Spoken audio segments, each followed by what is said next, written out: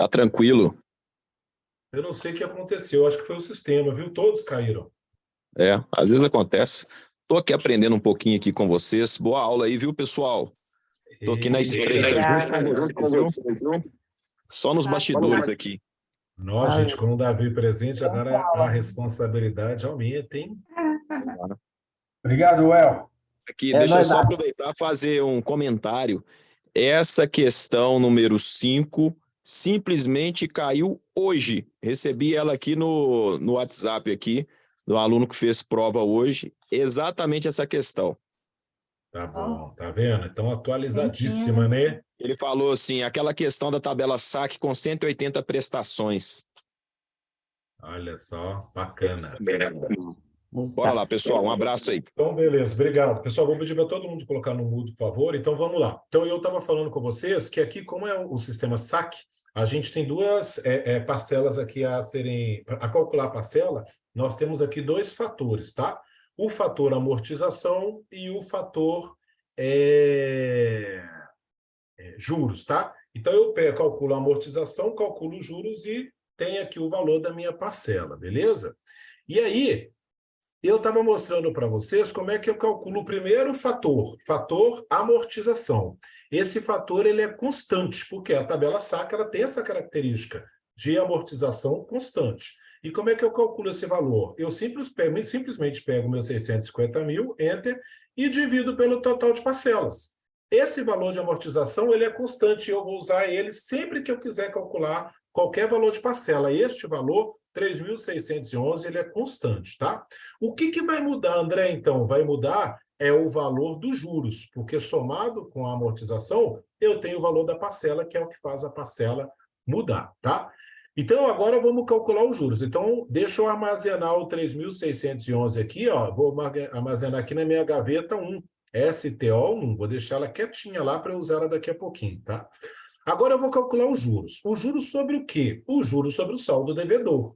Mas eu vou calcular a primeira parcela, André. Pois é. Então, nesse momento, o saldo devedor é os 650 mil. A primeira parcela leva os 650.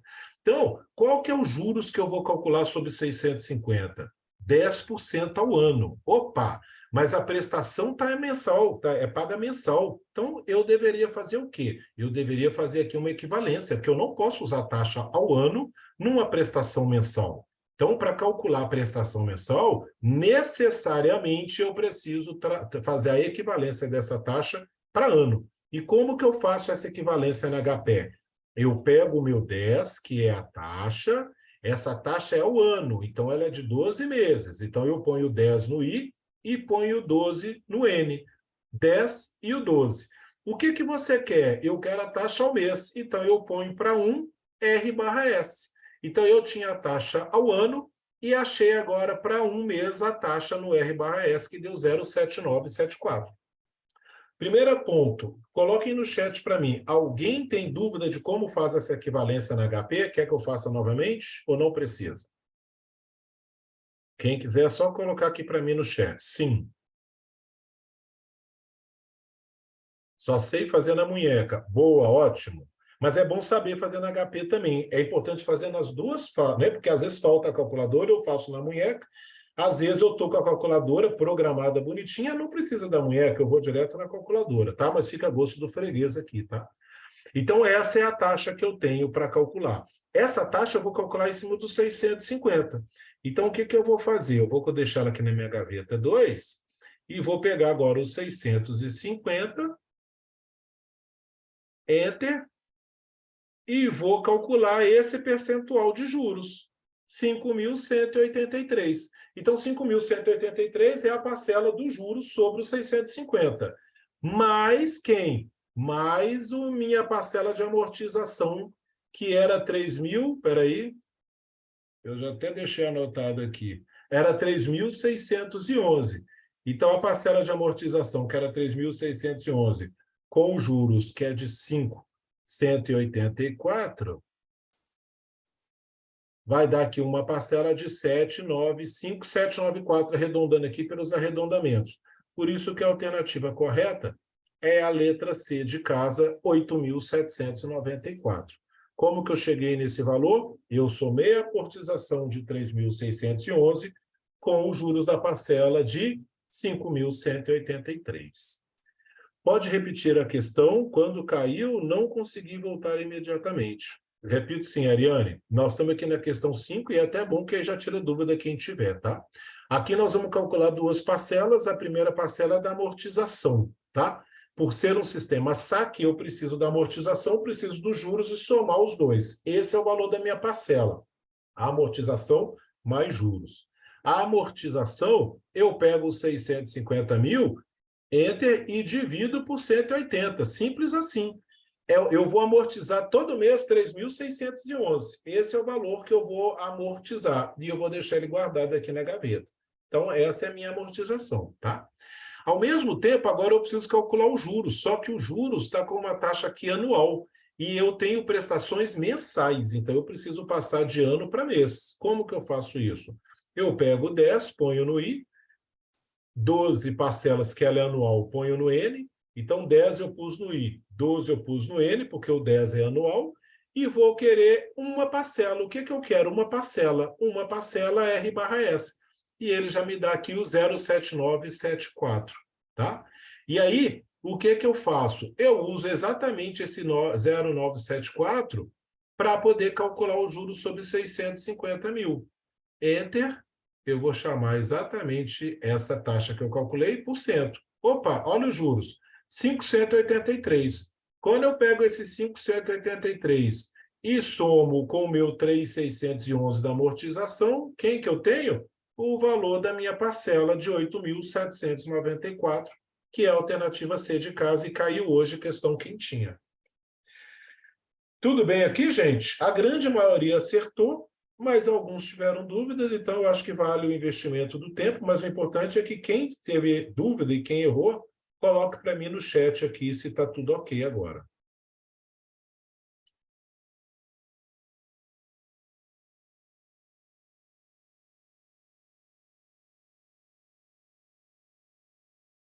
Ok, ok. Ariane, eu sei que chegou, que caiu e demorou a voltar, tá ok também? Beleza, turma. Ok. Então, vamos embora. Questão 6.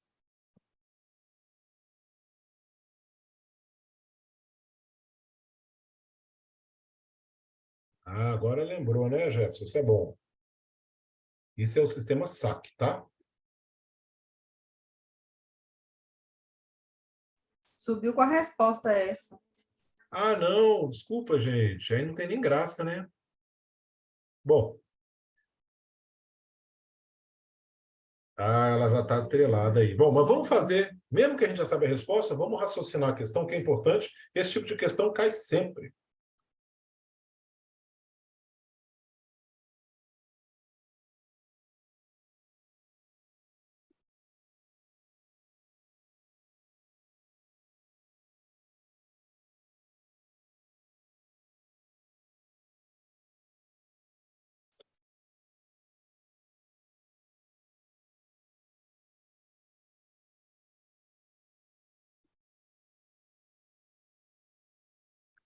Aí não tem nem graça, né? Esse não carece nem colocar a resposta. Isso mesmo, Gabriel, perfeito. É um simples detalhe, né, que faz toda a diferença quando você vai responder essa questão, tá?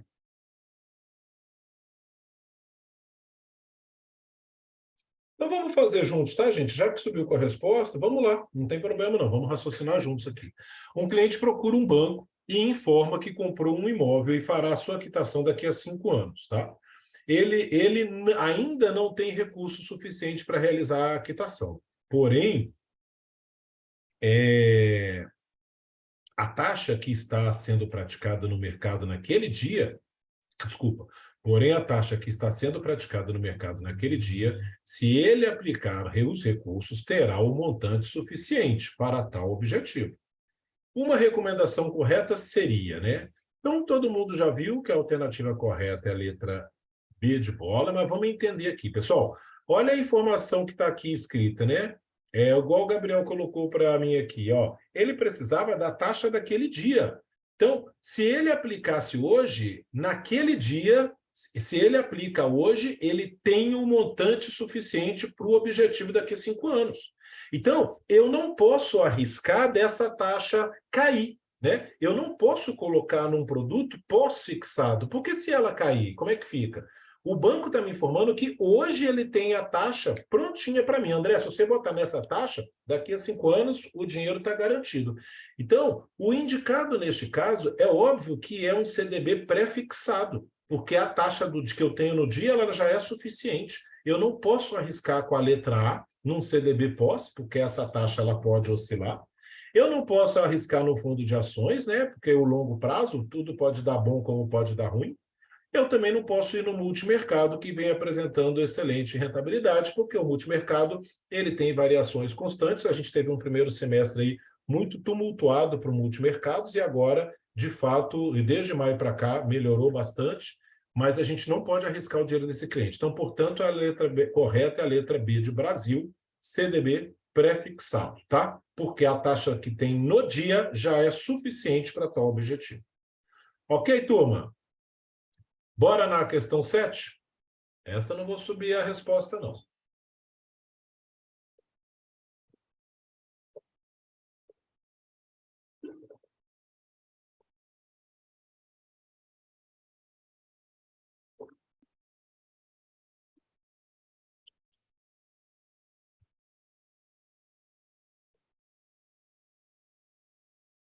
Muito bem, vamos lá. Renata está ok.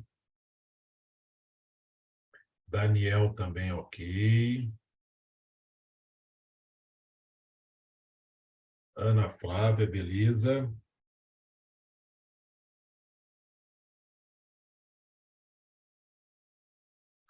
Jefferson ok. Bruno ok. Tem 2 Brunos. Um iPhone e o outro normal. O Bruno iPhone está ok.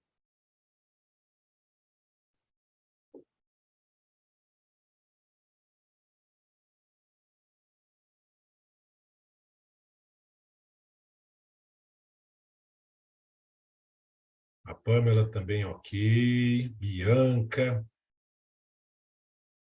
Mário. Valdete.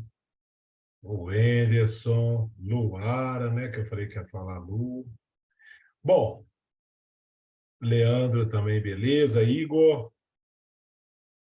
Gabriel, agora ok, Gabriel. Boa. Ana Paula. Vai lá, Noinho, tá te esperando.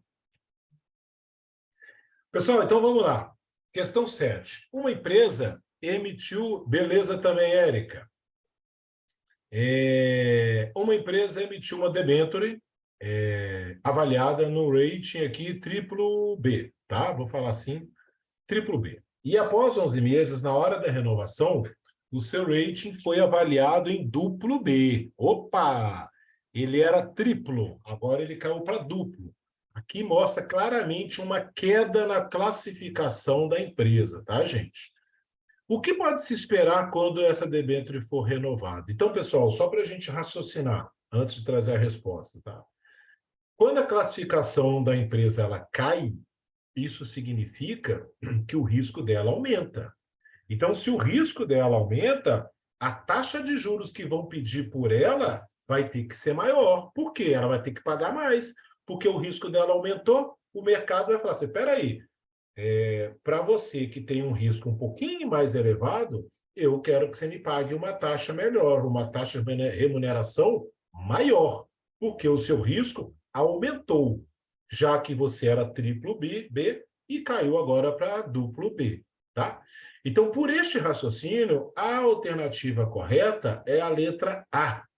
Então, a empresa cai de classificação, ela tem uma piora na sua avaliação, né? Então, ela vai ter que ter, ela tem um risco maior e, por isso, os investidores vão exigir dela um aumento na remuneração, já que houve um aumento do risco de crédito. Alternativa A, correta aí, de aprovado, né? Não é assim que o Henrique fala? Há de aprovado aí para essa questão 7, tá? Quem errou, ficou claro o raciocínio? É só colocar aqui no chat para mim, tá? Questão muito fácil essa, tá, gente?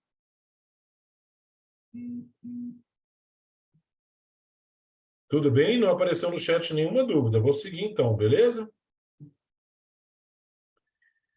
Questão 8. Essa questão é questão assim, é para 100% de eficiência aqui, galera. Se todo mundo acertar, bate pronto.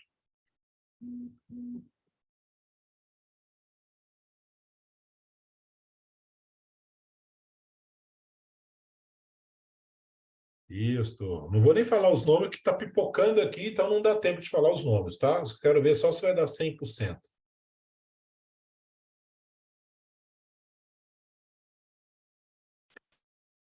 É o famoso CRE. Muito bem, Bianca. Eu lembro da música do CREL toda vez que eu vejo essa questão.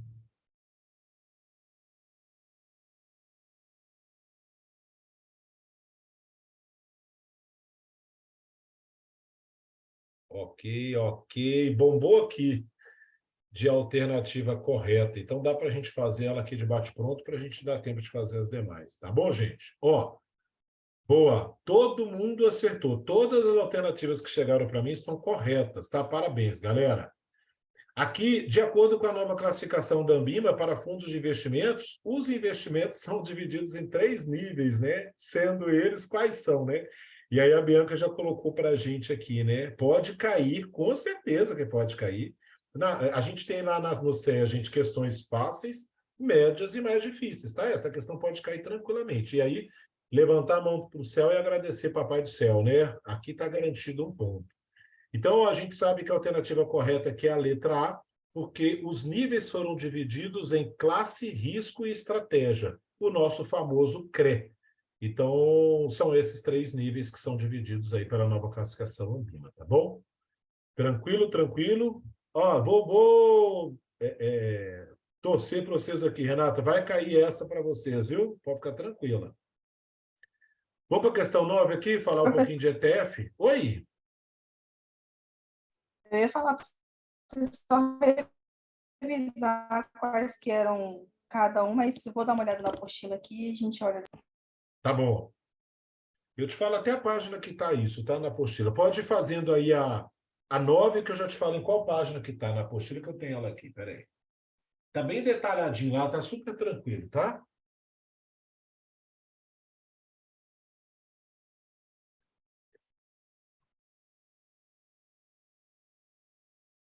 No intervalo eu olho aqui a página e te falo. Ela está tranquila aqui.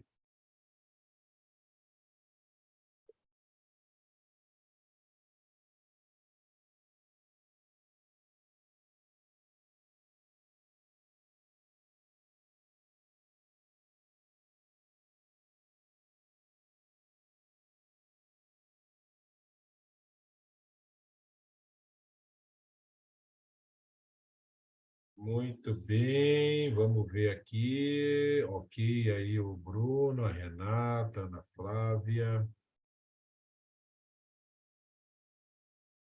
O Aldete também, ok. O Gabriel, Débora, Bianca.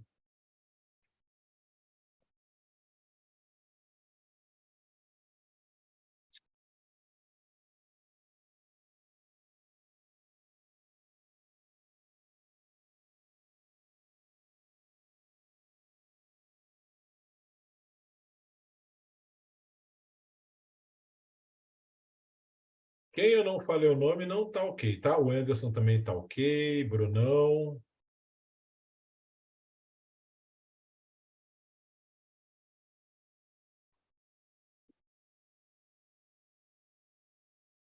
Então vamos ver aqui, pessoal, vamos ver essa questão, tá? Em relação aos ETFs, né, de renda variável, ações negociadas na B3, então ele vai fazer aqui algumas afirmativas, né? Então, primeiro assim, é só a gente lembrar o que são as ETFs, né, gente? São fundos aí que replicam um determinado índice, né? As cotas do ETF são cotas negociadas também na Bolsa como ações, né? quem recolhe o imposto de renda da ETF, assim como as ações, é o investidor, tá? E aí, a gente precisa ter em mente algumas coisas aqui, tá? A ETF é o fundo que replica lá um índice, mas ele não é ação, tá? Então, ele é um fundo lá que é negociado na Bolsa. Então, ele não tem isenção para a pessoa física para vendas aí até 20 mil como ações, tá? Ele não tem. ETF não tem isso. Quem recolhe é o investidor, através da DARF até o último dia útil do mês. Não é a instituição financeira responsável, é o investidor que é o responsável. E outro ponto, o IR cobrado no resgate, quanto nos meses de maio e junho, através de cota, ETF não tem come cotas, tá? Então, levando em consideração isso que eu falei, a alternativa correta é a letra B de bola. Investidor é responsável pelo recolhimento via DARF até o segundo dia útil do mês, tá? Então, ele é isento de imposto de... desculpa, ele não é isento, tá? Para alienação de 20 mil, ele não segue essa regra, não é a instituição que recolhe e ele não tem come cotas, não tem nada disso na ETF, tá? O que tem, de fato, é o investidor fazendo o recolhimento, tá? A incidência do imposto de renda tem ETF de renda variável e ETF de renda fixa. Se não me engano, é 15%. Eu vou confirmar isso para você, Anderson, e eu já respondo vocês, tá? O Anderson está me perguntando aqui da incidência do IR na ETF. Eu tenho quase certeza que é 15% também, mas eu já confirmo isso aqui, tá? Não vou falar aqui sem... E quando ele é renda fixa, tá certo? Então, obrigado, Bianca. 15%. 15%, tá, ô Anderson? É 15% mesmo. E quando ele é um ETF de renda fixa, ele segue uma tabela regressiva, mas não é aquela tabela que vocês estão acostumados, não, tá? Com a tabela de produtos de renda fixa, não. Aquela que começa de 22,5, 20, 17,5, não é essa tabela, é uma outra tabela, tá bom? 20%, certo. Mas se fizer a compra e venda no mesmo dia... Mas o que tem isso? O que tem se fizer a compra e venda? Ele não tem isenção. É isso que você está perguntando? Ah, tá. Você está perguntando se a pessoa que fizesse como se fizesse um day trade, é isso? Eu vou confirmar para você, tá? Eu tenho a informação, de fato, como a colega confirmou que é Bianca, que é 15%. Eu não sei se tem uma diferenciação em relação à questão de a venda no mesmo dia. Tá bom. Aí eu confirmo aqui para você, tá? Não vou deixar você sem essa confirmação, não. Isso, a Renata está colocando para mim aqui a tabela regressiva se for renda fixa, né, Renata? Obrigado. É uma tabela que eu não tenho na minha cabeça, assim, gravada. Eu tenho aqui na minha apostila, tá? Ela é 180, até 180 dias ela é 25%. Entre 181 a 720, ela é 20%.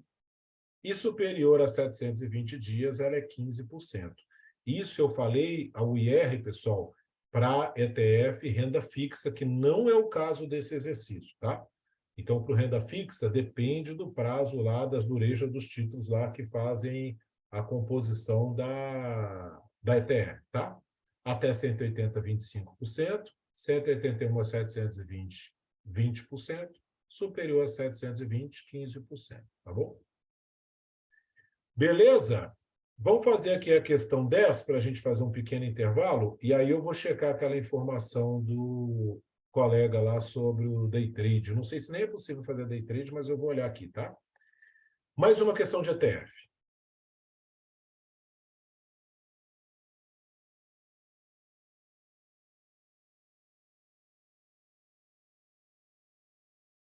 Essa é tranquila, tá?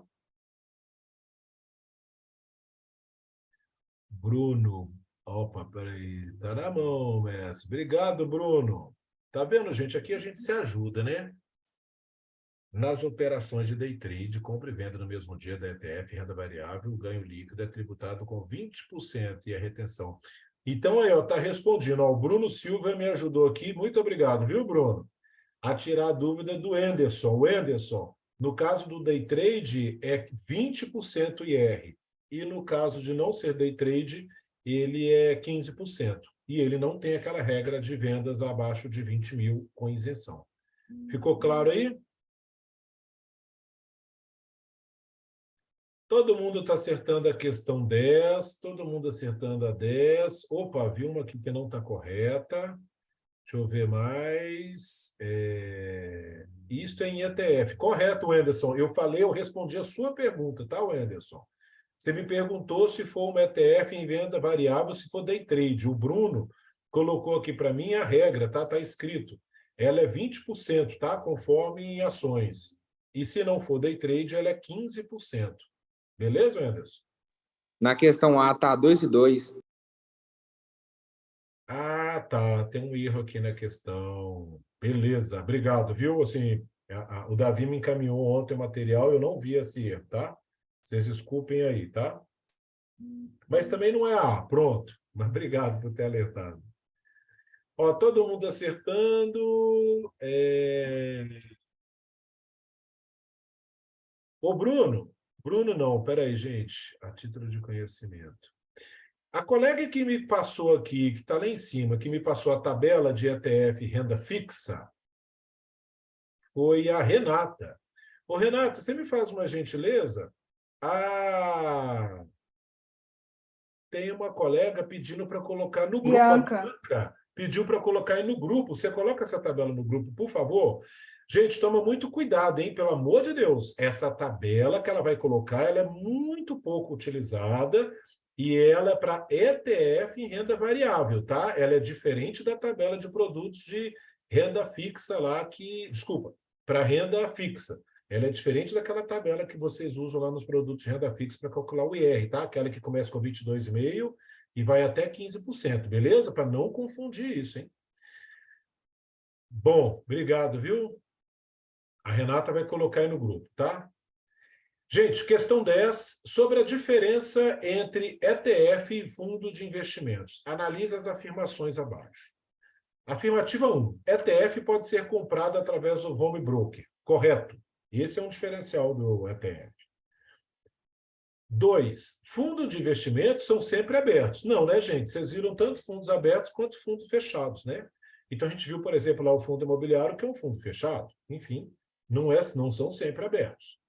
3. ETF possui lote padrão de negociação. Sim, ele tem lote como ações. Pode ser um lote cheio ou um lote fracionário, mas é em lote. Então, a alternativa correta é a letra B de Brasil. Questão 1 e 3 estão corretas. Tudo bem, gente?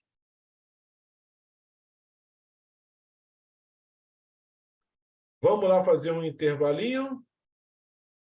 Exatamente, Renata. Diminui de 10 para 1. Beleza, é isso aí, tá? Então, nós vamos fazer um intervalo aqui rápido de 10 minutos. Ah, tá. Vale lembrar porque tá cobrando. Gente, a Renata pediu para alertar um ponto aqui. Obrigado, Renata. Que este lote, né, que igual a gente falou aqui, que ele é negociado em lotes, lote padrão de negociação, esse lote ele pode diminuir, tá? Ele vai diminuindo de 10 para 1. Então, ela está falando que essa informação ela é relevante, eu não tenho feito as últimas provas, porque tem caído na prova, tá? Então, esse lote diminuiu de 10 para 1, só para todo mundo ficar ciente que antes era 10, agora é 1. Certo, Renata? Agora o lote é o mínimo 1, correto. Então tá, gente, grava essa aí, tá? O lote agora é no mínimo 1, tem caído em prova. Vamos segurar essa aí, tá? São 8h04, 20h14, retornamos aqui, tá, pessoal? 10 minutos aí, tudo bem?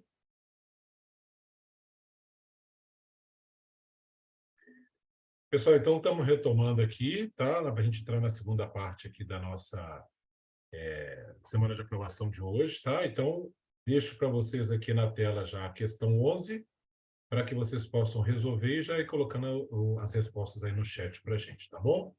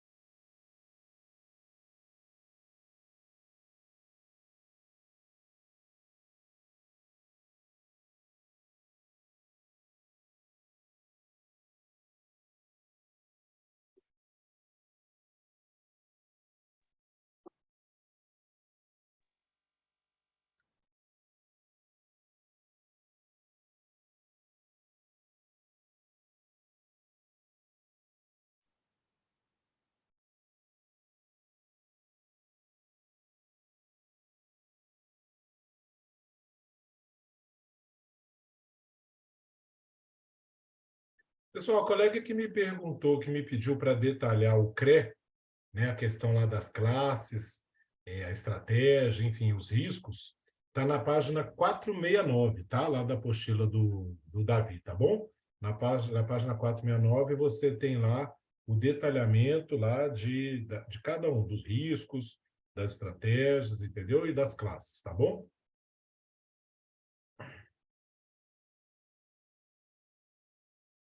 Ó, eu já deixei a questão aí na tela e a gente já tem algumas respostas corretas aqui, tá? A gente tem aqui já a Renata, ok. O Daniel também, a Ana Flávia, a Lu. Opa, falei uma errada aqui, viu? O Anderson, o Jefferson, Bruno, a Ana Paula, a Bianca.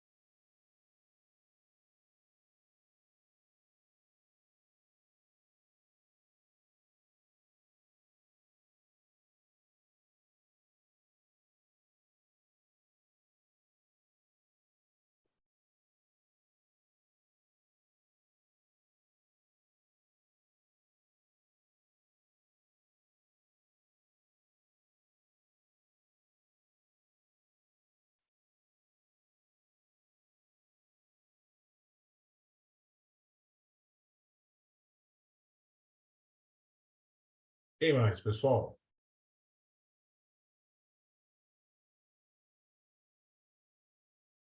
Ô, Érica.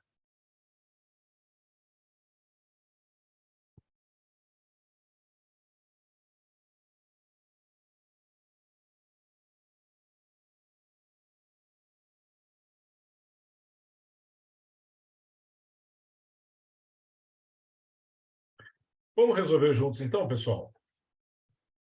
Questão 11. O cliente está avaliando a possibilidade de adquirir os seguintes ativos: uma LTN com taxa de 11,50 ao ano, com vencimento de 252 dias úteis, tá? Ou um outro título com o mesmo prazo de vencimento, porém com a remuneração que paga IPCA mais 6, tá? A inflação projetada do IPCA no período que torna a decisão do cliente indiferente deverá ser de... Ou seja, o exercício está perguntando, falando com a gente, qual é essa taxa de IPCA que, se eu somar com 6%, ela vai dar 11,50, para que deixe as duas opções de forma indiferente, né? Então, se eu preciso calcular o IPCA que, somado a 6, me dá 11,50, como que eu resolvo essa questão, pessoal? Eu pego o meu 11,50 e subtraio de 6. Essa diferença de taxas vai me dar o meu IPCA, que é o valor que eu preciso saber aqui, que vai deixar essa decisão indiferente. Qual que é o ponto de atenção aqui? A subtração de taxas não é uma subtração simples, né, gente? Porque se fosse uma subtração simples, não precisava da gente estar aqui hoje, né? Simplesmente. Então, o que a gente precisa entender aqui? Essa subtração de 11,50 e de 6, ela não pode ser uma subtração de 11,5, 6 menos 5,50. Não, não é isso. Porque se fosse para isso, não precisava da gente estar fazendo o curso da CEA, né? O Davi fala isso, e eu acho isso muito interessante. O que a gente tem que entender aqui quando a gente faz qualquer operação com taxas? A gente tem que fazer a operação com os fatores. Então, primeiro ponto, eu não faço operação com a taxa, eu faço operação com o fator. Segundo ponto, quando eu quero subtrair duas taxas, eu subtraio os fatores? Não, eu divido os fatores. Então, subtração de taxas equivale a uma divisão de fatores. Assim como uma soma de taxas, a gente faz uma multiplicação de fatores, tá? Com certeza vocês viram isso durante o curso. Então, vamos fazer esse exercício aqui. Vamos fazer 11,50 menos 6% para achar o valor do IPCA, tá, gente? E como é que a gente faz isso? Eu vou pegar aqui meu 11,50 Eu acabei de falar que a gente não usa a taxa, a gente usa o fator. E como é que eu passo o 11,50 para fator? Eu divido por 100 e somo 1. Então, eu peguei meu 11,50, dividi por 100 e somei 1. Esse é o meu primeiro fator, o fator do 11,50. Eu vou guardar aqui, ó, STO1, que eu vou guardar na minha gavetinha 1 aqui, tá? A mesma coisa eu vou fazer com 6. Eu vou pegar o fator do 6, ou seja, eu vou pegar o 6, 100 divide 1 mais. Espera aí. 6, enter. 100 divide 1 mais. Então, achei aqui o fator dos 6%. Vou guardar ele na minha gavetinha 2. Agora, o que eu faço, André? Eu subtraio os fatores? Também não. Subtração de taxa é divisão de fator. Então, eu vou pegar o meu fator de 11,50, que foi 1,1150, enter, e vou dividir pelo meu fator do 6. Quando eu divido, eu acho 1,05519.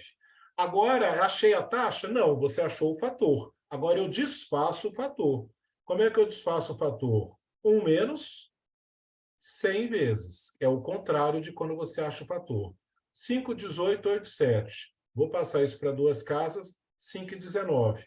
Alternativa correta, 5,19, B de Brasil, tá? Então, o ponto aqui, pessoal, o colega falou que, ó, esqueci de fazer o fator, então não pode esquecer, tá?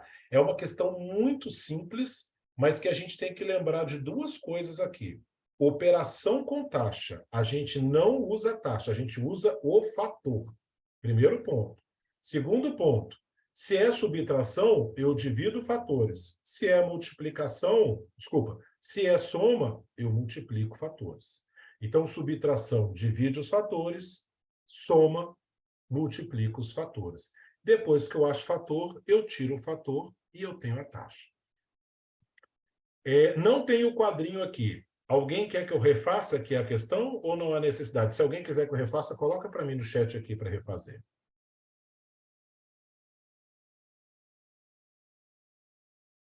Ou isso está tranquilo?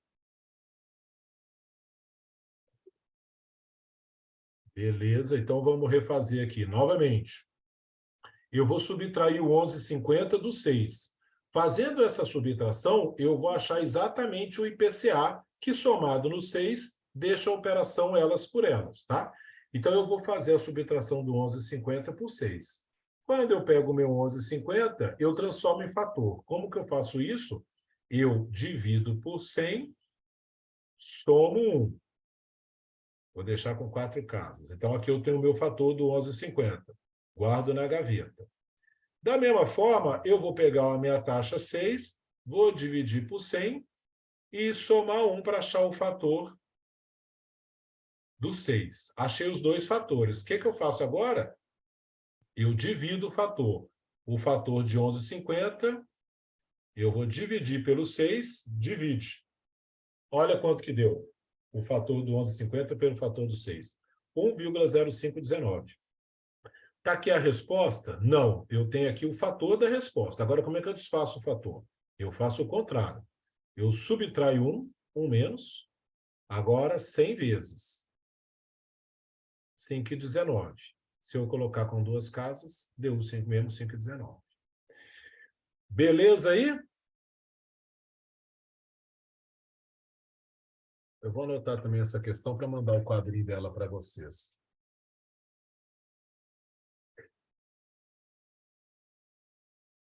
Ok, então vamos em frente. Questão 12.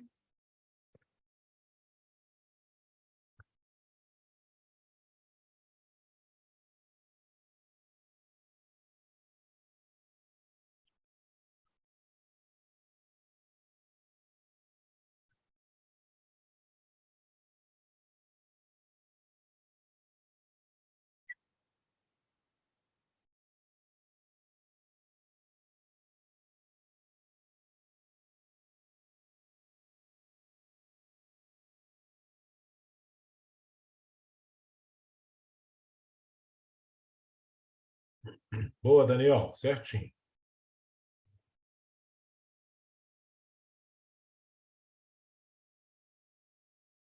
Pamela também, bacana, Pamela.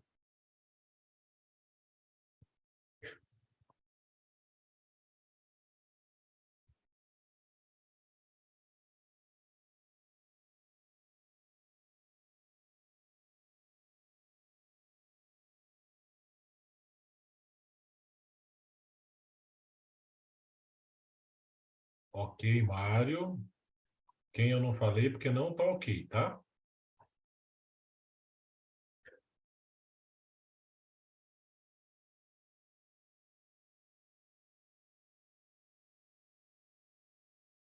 Ok, Ana Flávia.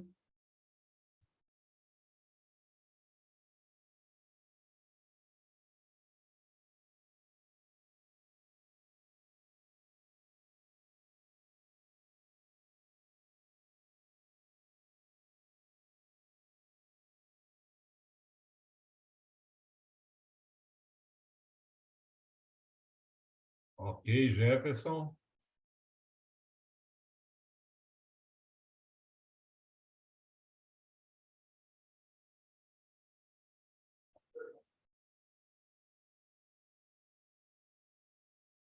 Não é, viu?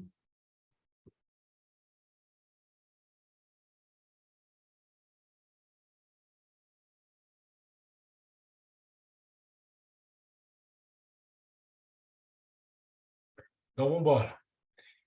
Gente, aqui a gente teve misto de respostas, tá? Então, vamos fazer juntos. Ele é muito simples, tá?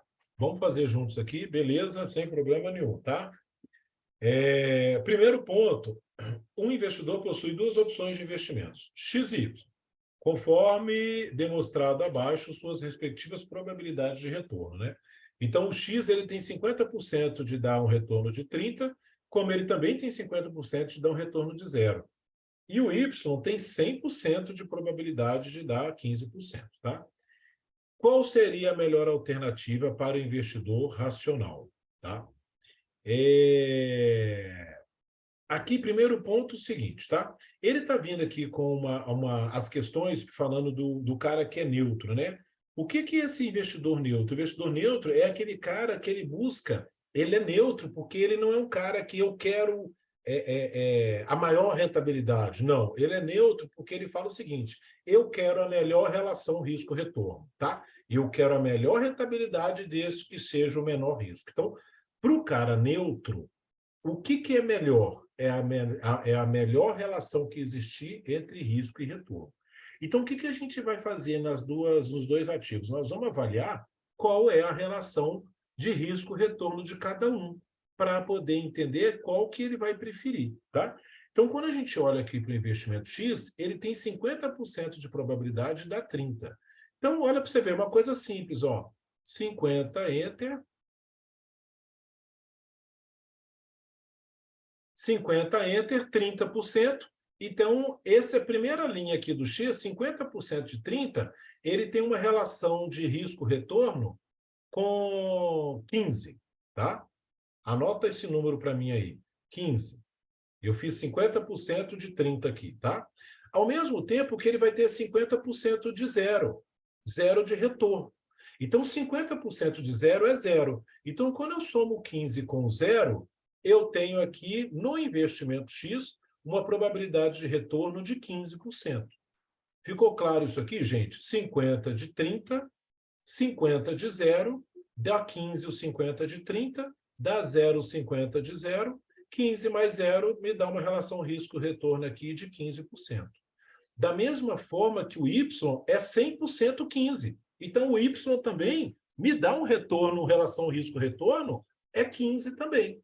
Então, olha só que legal. O investimento X me dá, na média, uma relação risco-retorno de 15.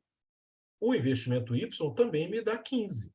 O que o cara neutro quer? Ele quer a melhor relação. Se os dois investimentos têm a mesma relação risco-retorno, qual que é a alternativa correta? A alternativa A de aprovado.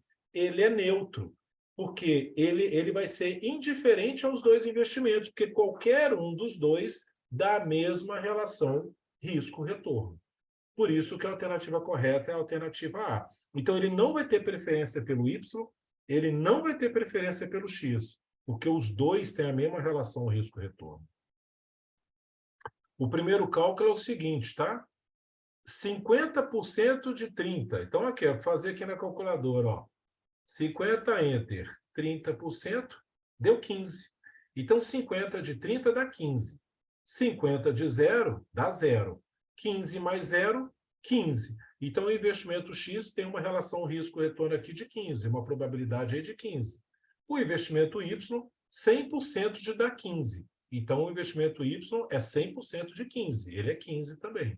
Então, se o X é 15 e o Y é 15, o investidor neutro a risco, ele vai ser indiferente, porque ele vai aceitar qualquer um dos dois, porque os dois têm a mesma relação de risco-retorno, tá bom?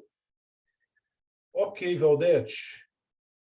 Por nada, tá? Tudo bem, gente?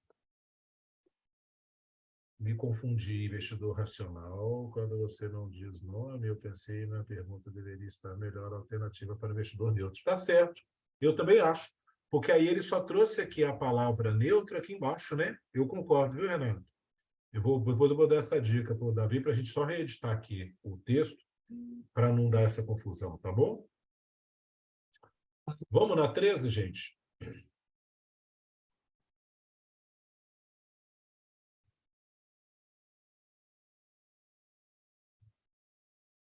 Essa aí também é para 100%, né?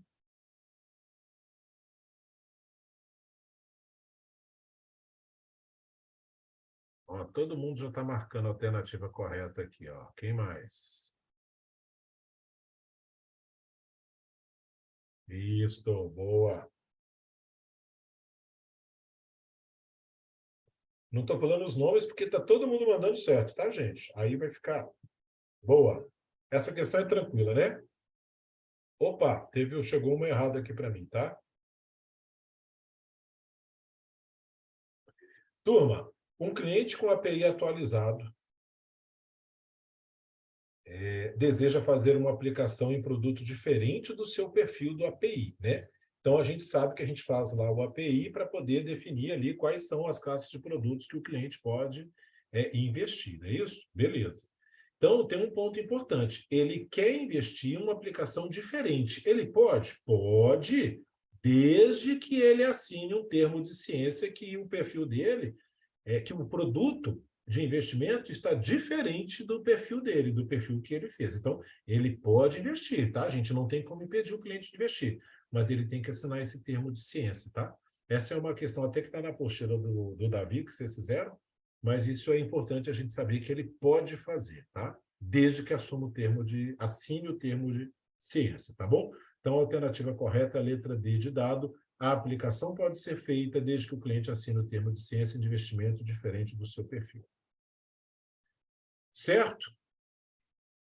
14.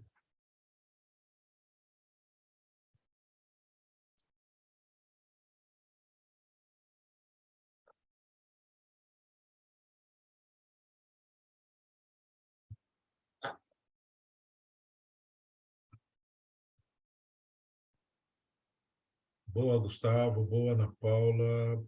Mário. Débora, Daniel.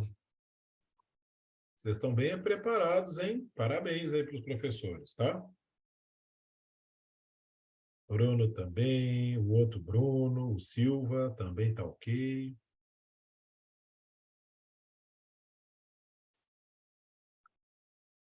Tem um que eu falei aqui que estava ok, mas não está não, viu, gente? Vocês vão ver na correção. Valdete, ok.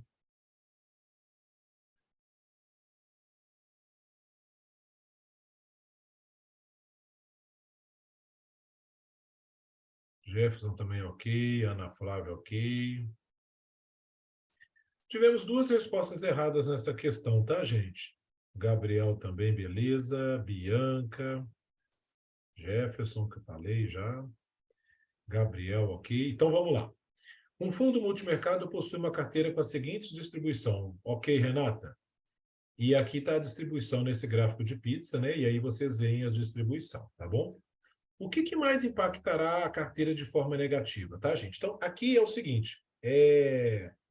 a gente não tem mais informações aqui da questão do que está acontecendo aí no mercado.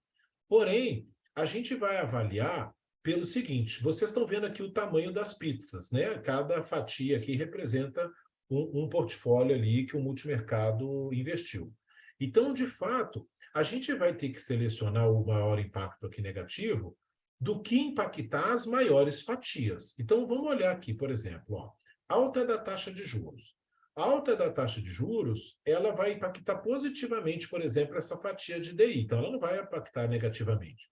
Ela vai impactar negativamente a classe de pré-fixados. E a classe de pré-fixados tem 10% dessa fatia. Então, a alta da taxa de juros, ela vai impactar aqui o pré-fixado. A alternativa B, ele fala de uma queda de 5% no Ibovespa. Opa, a fatia do Ibovespa é 15%, ela é maior que do pré-fixado.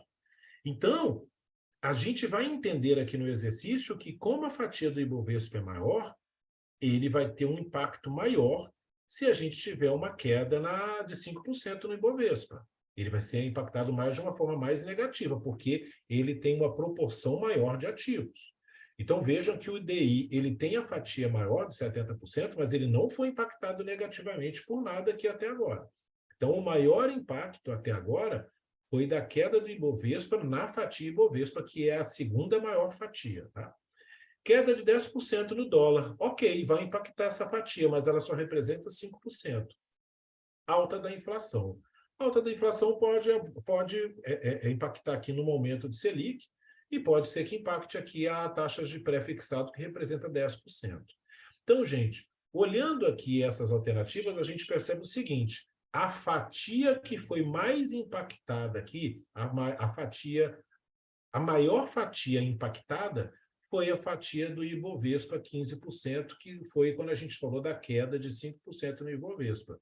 Por isso que a alternativa correta é a alternativa B de Brasil, B de bola, que é o impacto no Ibovespa, porque ele é a maior fatia que será impactada nesse movimento citado aqui no mercado, tá?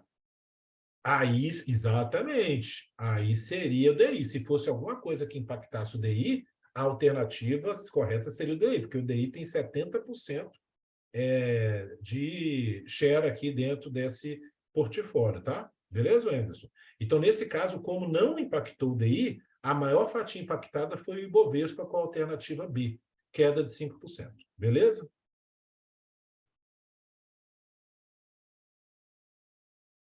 Exatamente, Anderson. Sabe por quê? O Anderson está fazendo uma pergunta aqui, gente, muito interessante, tá? Que não tem como responder.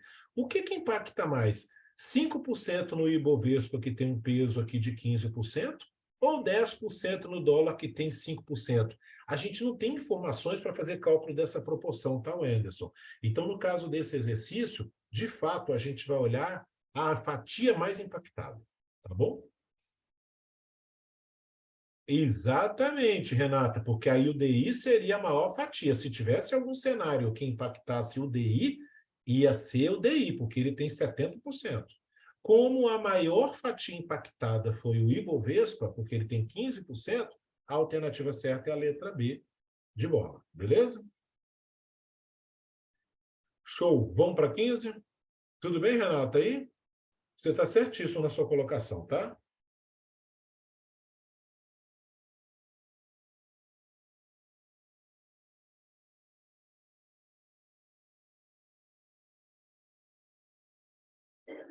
Essa aí também é para acertar 100%, hein, gente?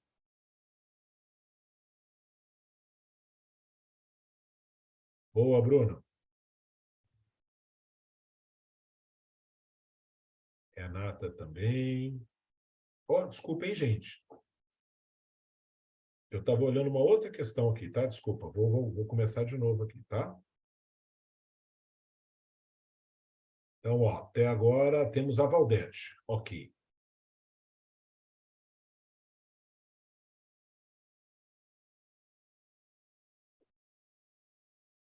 A 14, Bianca, era essa aqui, tá? A da fatia. Agora nós estamos na 15.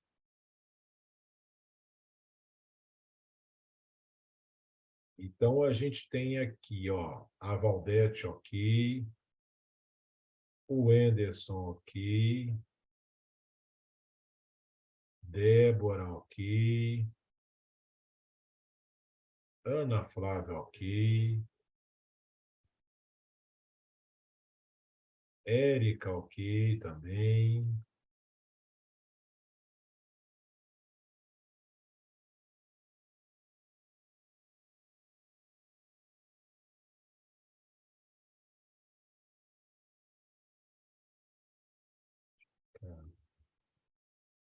Ô, Leandro, você não está confundindo a dica com quando a pessoa é autônoma, não? Que é aquele EAD, né? Quais que não fazem parte para o autônomo? Será que não é isso que você está falando, não? É, porque aí, o caso do autônomo, ele não tem direito ao EAD. O E é de especial, o A é de acidentes e o D é de seguro-desemprego, tá? É, tem tanta dica que a gente já começa a dar uma confusão, tá? Mas no caso do EAD, é uma dica para a gente saber quais são os benefícios que o autônomo não tem direito. Essa que é a dica, tá? Pessoal, aqui a gente está tendo, beleza, aqui a gente está tendo algumas, aqui é assim, ó, simplesmente a gente tem lá na apostila uma relação de benefícios que são concedidos para as pessoas que estão inscritas lá no RGPG, no RGPS, lá no Registro Geral de Previdência Social, tá? E esses benefícios, né, o contribuinte individual que contribui para o RGPS terá direito aos benefícios. Então, cuidado, tá? Lá não tem essa informação da alternativa A de pecúlio.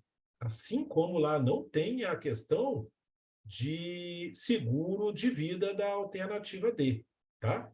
E nem da alternativa B. Seguro de vida não existe lá como benefícios lá de quem está inscrito no RGPS, tá, gente? Olha lá no módulo de previdência, tem uma tabela lá com vários benefícios. E seguro de vida não entra nesse tipo de benefício. E pecúlio também é um tipo de seguro, tá? Por isso que aqui é direto a alternativa correta, a alternativa C. Porque o cara que está inscrito, quais são alguns dos benefícios que ele tem direito? Aposentadoria pela regra geral, pensão por morte, auxílio-doença. Não existe seguro, não existe seguro alternativa B, não tem na letra D, e também a questão do pecúlio por morte aqui, tá bom? Então, são esses benefícios, não só esses três, lá tem outros benefícios, mas é bom vocês olharem lá quais são os benefícios. E daqueles benefícios que estão lá, alguns não faz jus para a pessoa que é autônoma, que é a dica que vocês falaram aí do EAD. Então, o cara que é autônomo, ele não faz jus ao direito ali do seguro por acidente, tá? Do benefício por acidentes, o A de acidentes, o E, que é de benefício especial, que é aquele cara lá que trabalha em condições salubres, né, insalubres, aquela questão. Então, EAD, o E de especial, o A de acidentes e o D de seguro-desemprego, D de desemprego, tá? Esse autônomo não faz jus a esses benefícios. Então, esse AD é essa dica, tá bom? Não tem a ver com essa questão aqui, não. Tudo bem? Certo, gente? Dá uma olhadinha lá nesses benefícios, beleza? E seguro de vida não faz parte desses benefícios. Então, de cara, você já tira aqui as alternativas que está falando de seguro e o pecúlio também, tá? Vamos lá na alternativa, na questão 16?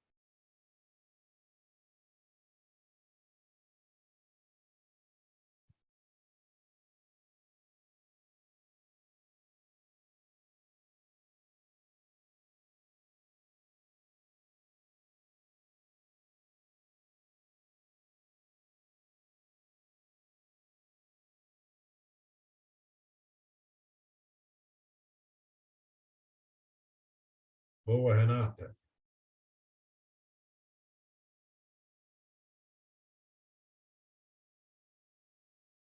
Bianca também, ok. Ana Paula, Débora. Vou falar com o Davi que ele botou questões muito tranquilas hoje, gente, para nós, velho. Essa turma está acertando tudo, ou vocês que são bons mesmo, hein? Bruno também está ok. Bruno Silva também ok. Parabéns, tá, turma? Está tranquila. Ontem ferrou, Ana? Ontem deve ter caído lá derivativos. É isso mesmo. Mas é normal. Eles põem um dia um pouquinho mais complexo, um dia um pouquinho mais tranquilo, até para que a gente possa respirar, né, gente?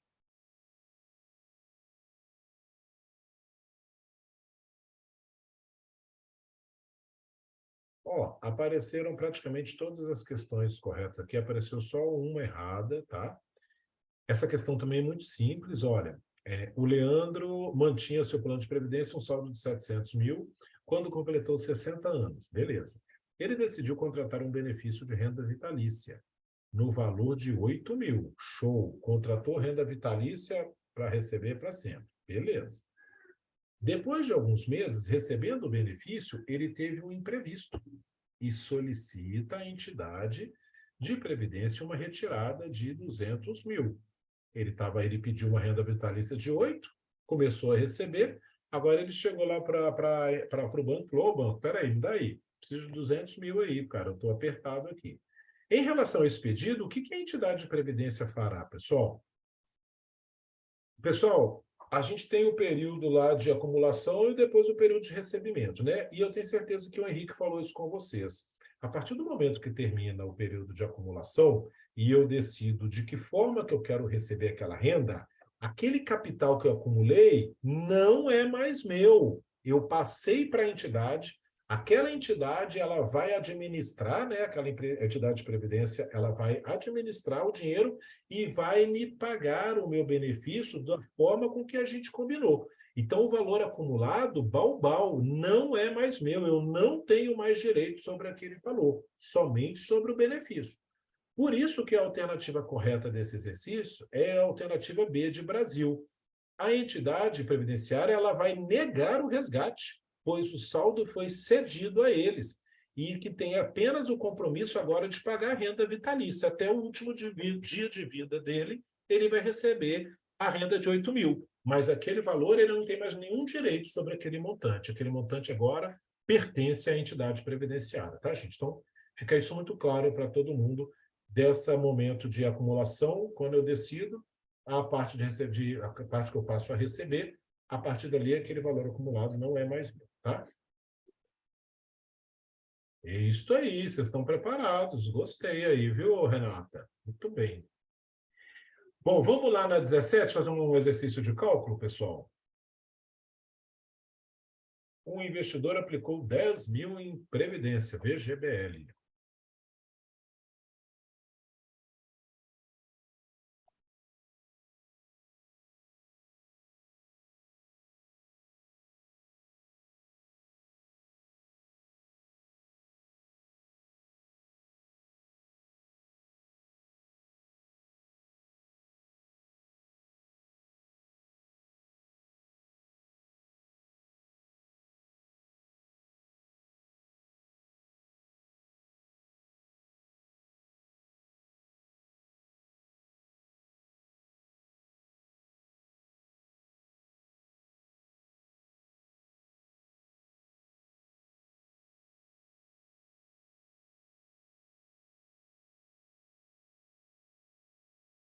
Eu acredito que sim, Bianca. Ninguém caiu, não, viu? Daniel, tá beleza aqui, viu? Parabéns. Ana Paula também. Jefferson. Ok.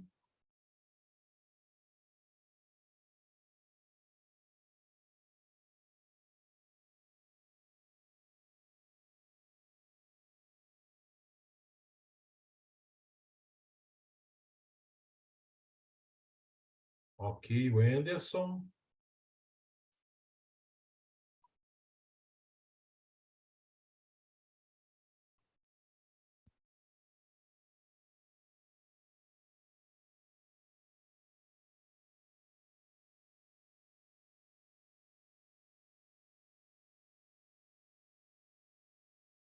Bruno Silva, ok.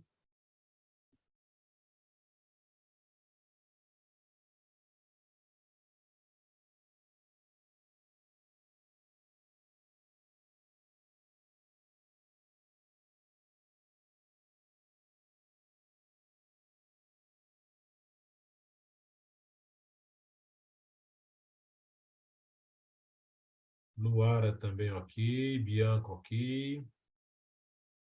Érica ok. Cuidado com o laço, hein?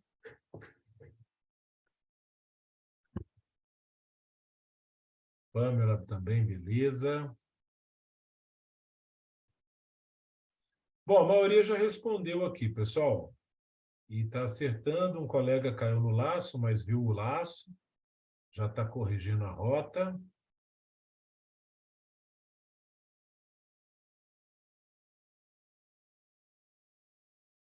Eu estou vendo aqui 2 respostas ainda incorretas, tá?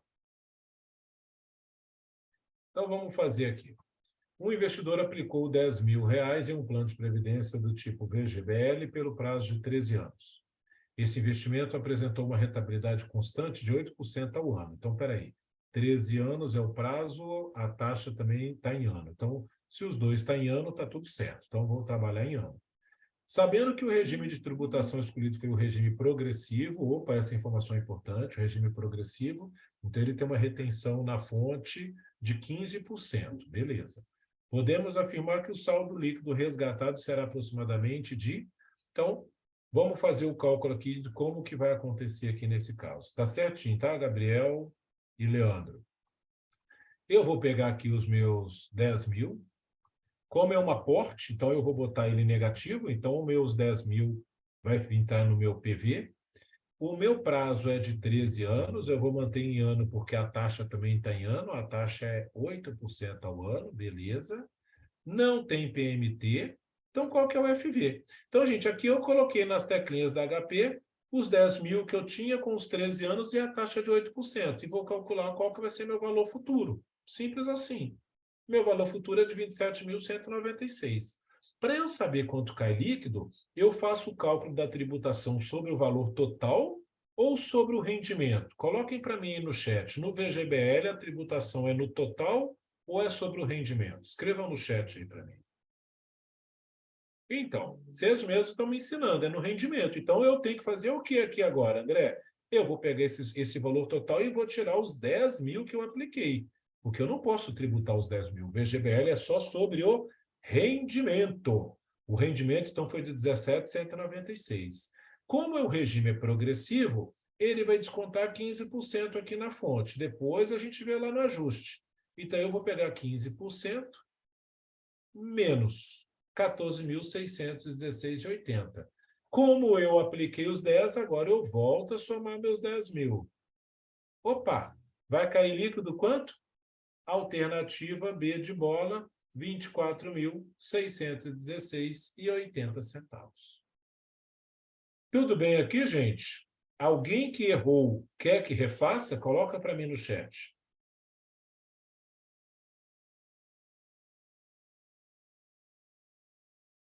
Alguém que errou ou alguém que acertou? Quer que refaça alguma coisa ou podemos seguir?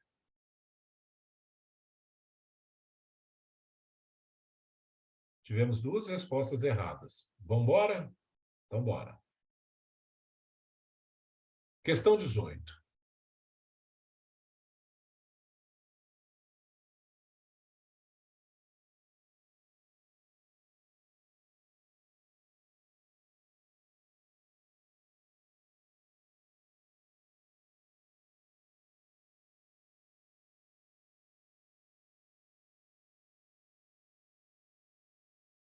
Muito bem, Débora. Chegou chegando.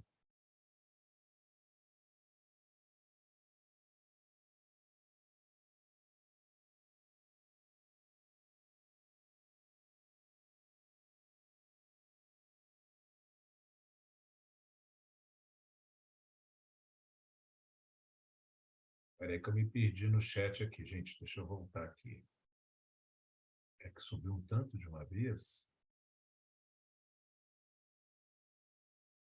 E Então, a Débora está ok. O Anderson, ok. Gabriel, ok. Luara também, ok. Ana Paula, certinho, consertou, ok. O Mário, ok. Bruno, ok. Jefferson também, ok.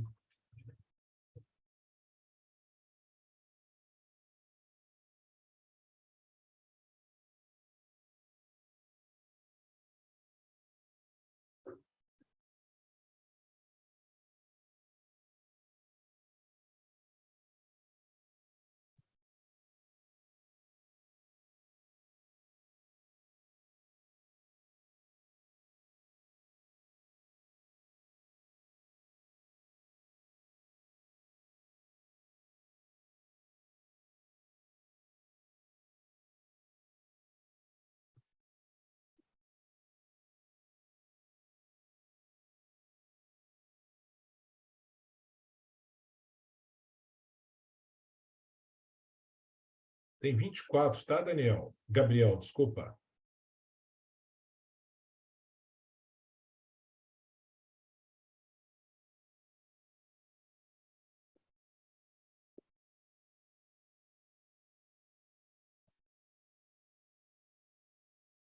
Então, vamos lá, gente? A gente tem respostas aqui corretas e também temos respostas que não estão corretas. Então, vamos lá. O VAR de uma carteira, né? Então, aqui o Value at Risk, o VAR de uma carteira, com 95% de confiança medido através de uma série de retornos diários, em 20 dias. Então, durante um intervalo de 20 dias, foi feito retornos diários, é de R$1.000, tá? O que indica que essa carteira tem? Então, gente, primeira coisa, o VAR, na verdade, ele mede a perda máxima de uma carteira em um cenário normal, tá? Então, a gente tem aqui a medida da perda máxima da carteira no cenário normal. E essa medida foi de R$1.000 em retornos diários de um intervalo de 20 dias. Então, frente a essa informação, a interpretação correta disso é que, como ele tem um índice de confiança de 95%, a gente tem 95% de possibilidade, porque o VAR, o que ele mede? Ele não mede a perda máxima numa carteira? Sim, é isso que ele mede, André. Então ele vai medir aqui, ele mostra para a gente que 95% é a possibilidade de perder até R$1.000 por dia em sua posição. Então, o 95% é o intervalo de confiança onde mostra que a gente pode chegar até 1.000, porque o VAR ele mede exatamente isso, a perda máxima da carteira num cenário normal, tá? Então, a alternativa correta é a letra C de casa, 95% de possibilidade de perder até R$1.000 por dia em sua posição, tá? Aqui é uma questão de interpretação e de entendimento do que é essa ferramenta VAR, tá, gente?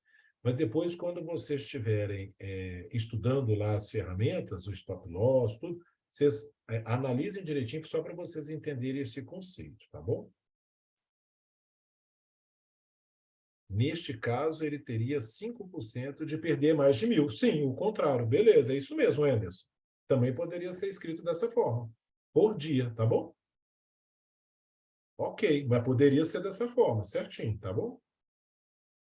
Isso mesmo, Renata, poderia ser escrito dessa forma, mas se a gente falasse de perder mais de R$1.000 e não até 1.000. Até 1.000 é 95%. Acima de 1.000 seria os 5%, tá bom? Essa tem cálculo ou é só conceitual? É só conceitual, não tem cálculo não, tá bom? Quem perguntou? É o Alisson, mas muito obrigado. Tá bom.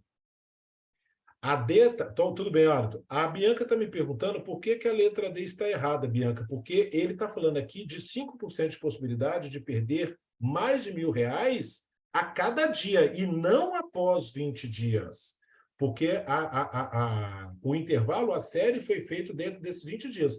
Então, se ele tem 95% de chances de perder R$1.000 por dia, então o contrário também seria verdade. De 5% dele perder mais de 1.000, mas dentro dos 20 dias, e não após 20 dias, conforme está falando, tá bom?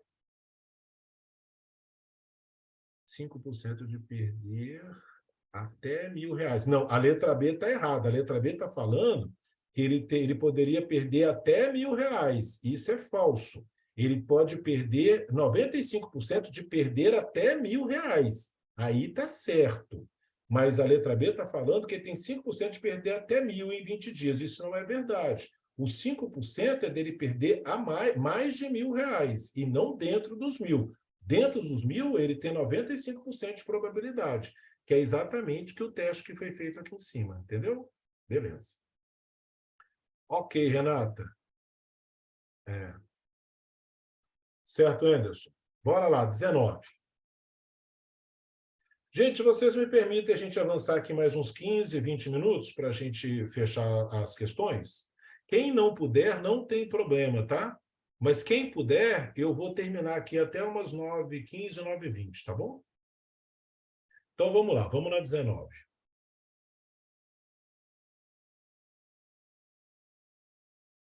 A 19 é rapidinha.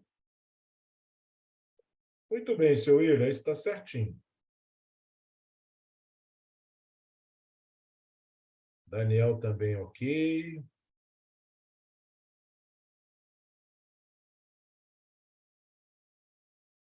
Daniel está ok, Ana Paula ok, Gustavo ok. Leandro também ok. Mas você foi na certa, Renata.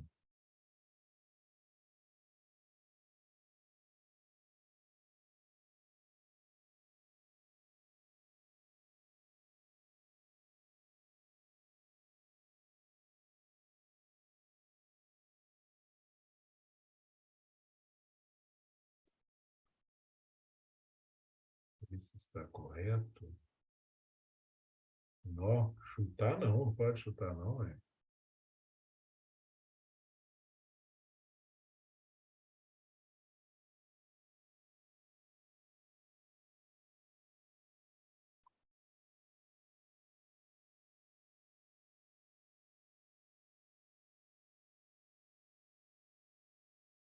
Pessoal, a forma forte do mercado eficiente é aquela aqui, né? Então, aqui a gente, lembra lá, a gente tem a forma forte, a semi-forte e a fraca, né? Para definir lá os preços, né? De ações. Então, a forma forte é aquela que os retornos são reais e iguais aos retornos esperados? Não. Os preços históricos estão completamente refletidos nos preços atuais? Não. Todas as informações públicas estão refletidas, essa é a semi-forte. E letra D de dado, né, a alternativa correta. A forma forte é aonde tem todas as informações, as públicas e as privadas, já estão refletindo no preço atual, tá? Então, a forma forte é quando eu tenho as informações públicas e privadas. A forma semi-forte é a letra C, quando eu tenho a informação pública, e a fraca é aquela quando eu tenho só informações de mercado. Tá? Então, essa alternativa aqui, como está perguntando a forma eficiente, a forte, então a letra D de dado, tá bom? Tudo bem? Vamos na 20? Aqui um cálculo de média ponderada, tá? Vocês têm que saber fazer cálculo de média ponderada. Eu vou até preparar a calculadora aqui.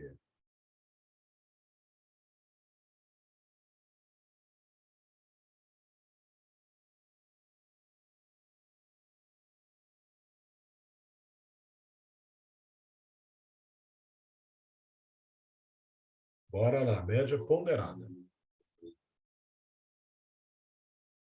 Só um spoilerzinho, tá? Média ponderada a gente calcula com G6, tá? Só para, se alguém não lembrar aí, é a teclinha azul G e o número 6. Aí você calcula a média ponderada.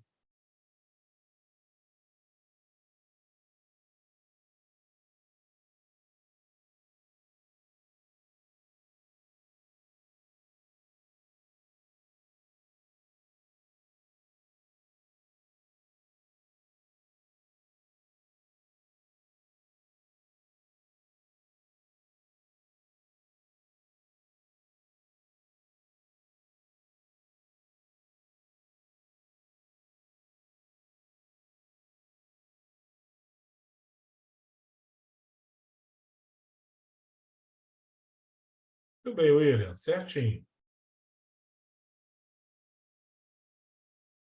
O William tá ok, Jefferson ok. Hum.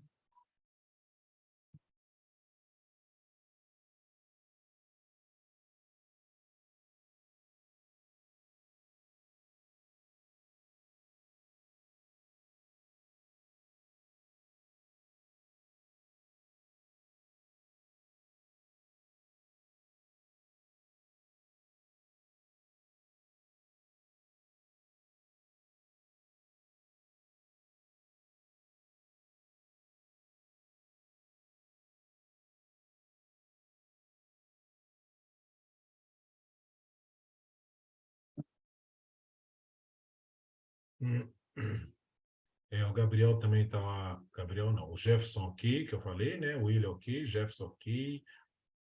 Daniel ok, Renata ok. Ana Paula também ok. Bianca ok.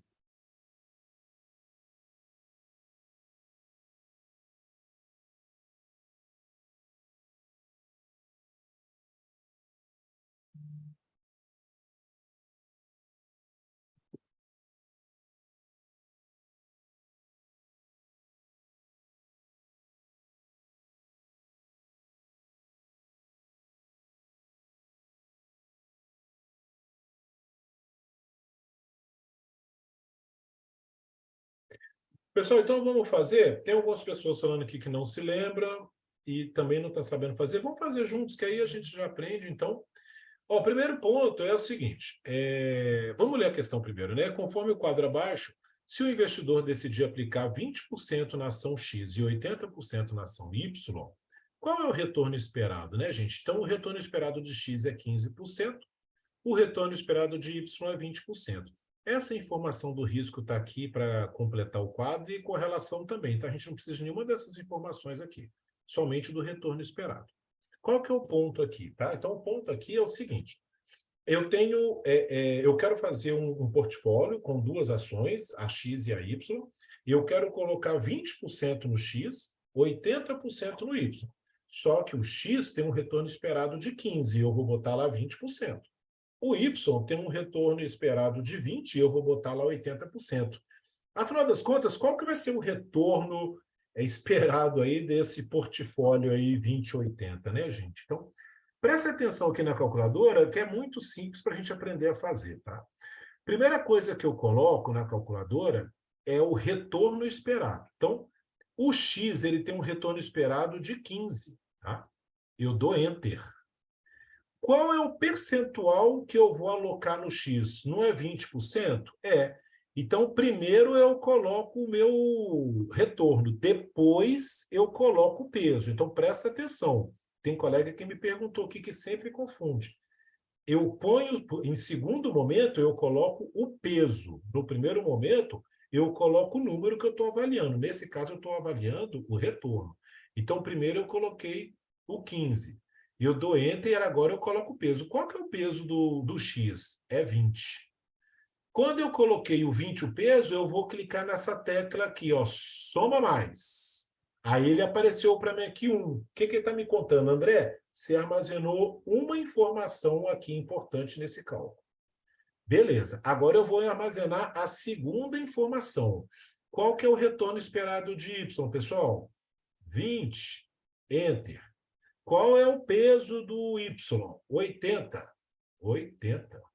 Soma mais. Agora ele está me contando. André, você já botou duas informações armazenadas. Tem mais alguma informação aqui, gente? Não. É só X e Y, só duas. Então, agora eu vou perguntar. Poxa, me fala aí qual que é, então, a média ponderada? G6. 19% ao ano. Alternativa correta, letra C de casa, tá? Vou fazer de novo para a gente guardar. Quando eu vou fazer a média ponderada, eu ponho o retorno ponderado com o peso. Depois eu ponho o retorno ponderado com o peso. E eu vou botando o retorno ponderado com peso até ter a quantidade de ações, quantas ações tiverem. Qual que é o ponto que o colega está me perguntando aqui? Eu ponho primeiro o retorno ou ponho primeiro o peso? Primeiro é o retorno. a segunda informação, que é o peso. Vocês vão ver vários exercícios desse tipo. Você sempre coloca o peso como segunda informação. Então, vamos lá. Ação X, qual é o retorno? 15. Enter. Qual é o peso? 20. Soma mais. Ação Y, qual é o retorno? 20. Enter. Qual é o peso? 80. Soma mais. Tem mais algum? Não, acabou. G6. Tá aí, 19. Tudo bem, pessoal? É isso aí, Bruno. Facinho, tá, cara? Então é para aproveitar, porque essa questão cai na prova. E eles não colocam muitas ações. E mesmo que tivesse aqui, gente, 10 ações, retorno, peso, soma mais. Retorno, peso, soma mais. Retorno, peso, soma mais. Retorno, peso, soma mais. G6, média ponderada. Tá lá. Tudo bem aqui, pessoal? Alguma dúvida? Então, vamos fazer uma aqui de retorno esperado do modelo de CAPM. 21.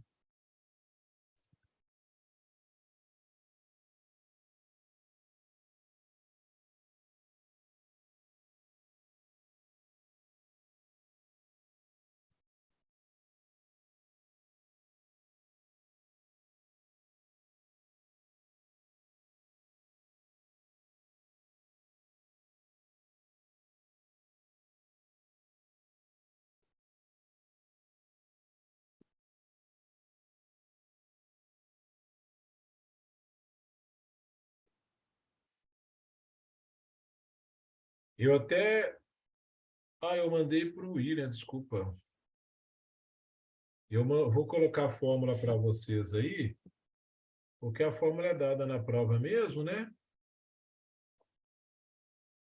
Como é que a gente calcula o retorno esperado, né? É a taxa livre de risco mais beta vezes retorno de mercado menos taxa livre de risco.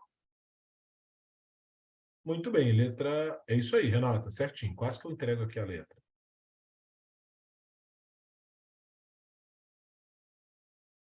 Coloquei a fórmula aí, tá, gente? Para facilitar para quem não souber. O Gustavo também está ok, Renata ok, o William ok.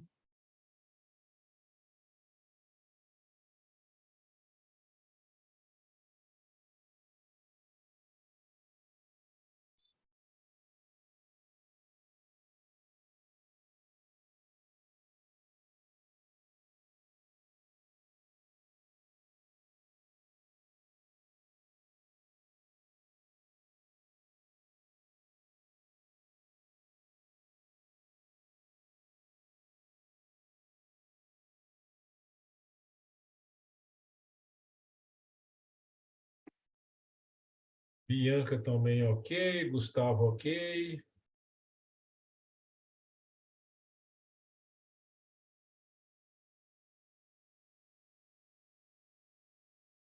Tem uma aqui que não está ok, também não. Apareceram 3 agora que não estão ok, tá, gente?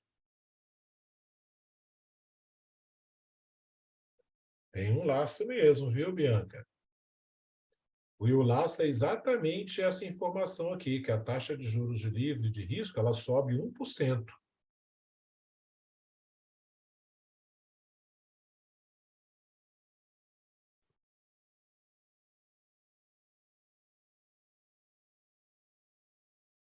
Ok, Bruno Silva.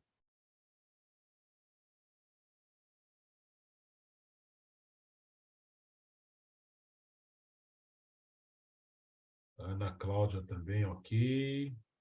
Bom, vamos fazer essa aqui, pessoal? Considerando que a taxa livre de risco seja 6%, o retorno do mercado, 12%, o beta, 0,8%. Se a taxa de juros livre de risco sobe 1%, qual é a rentabilidade esperada do ativo considerando o modelo de CAPM, né? Lembrando aqui que a taxa livre de risco pode ser a Selic ou pode ser o próprio DI, e o beta que está aqui, que é esse 0,8, é a medida de risco aqui, risco sistêmico, tá? Então, pessoal, eu coloquei para vocês aqui no chat a fórmula, né? Como é que a gente calcula a taxa de retorno esperado? Eu uso lá pelo modelo do CAPM. Eu calculo lá, eu tenho a taxa livre de risco e somo ele com beta mais o retorno de mercado menos a taxa livre de risco. Só que nesse exercício, a nossa taxa livre de risco ela é 6%, tá? Tudo bem. Só que o exercício fala, se a taxa de juros subir 1%, então ela passa a ser 7%, ela não é mais 6%. Então, como é que fica agora o cálculo do retorno esperado? Então, o ponto aqui é que a gente tem que pegar esse 1 e somar no 6, porque aqui está falando que a taxa sobe 1%. Então, como é que a gente vai fazer essa questão? A gente vai fazer o retorno de mercado, que é 12, eu vou subtrair da taxa livre de risco, que é 7, e não 6. Subtrai de 7. Menos. Deu 5. Eu multiplico essa subtração pelo beta, que é 0,8, vezes. Deu 4. Agora eu somo isso com a taxa livre de risco, que é aplicando a própria equação. E que eu vou achar quanto? 11. Alternativa C de casa, 11 é a nossa taxa de retorno esperado, baseado nessas informações, onde eu tenho a taxa livre de risco de 7% e não de 6%, tá? Algumas pessoas colocaram letra A. Quem colocou a letra A entendeu onde errou?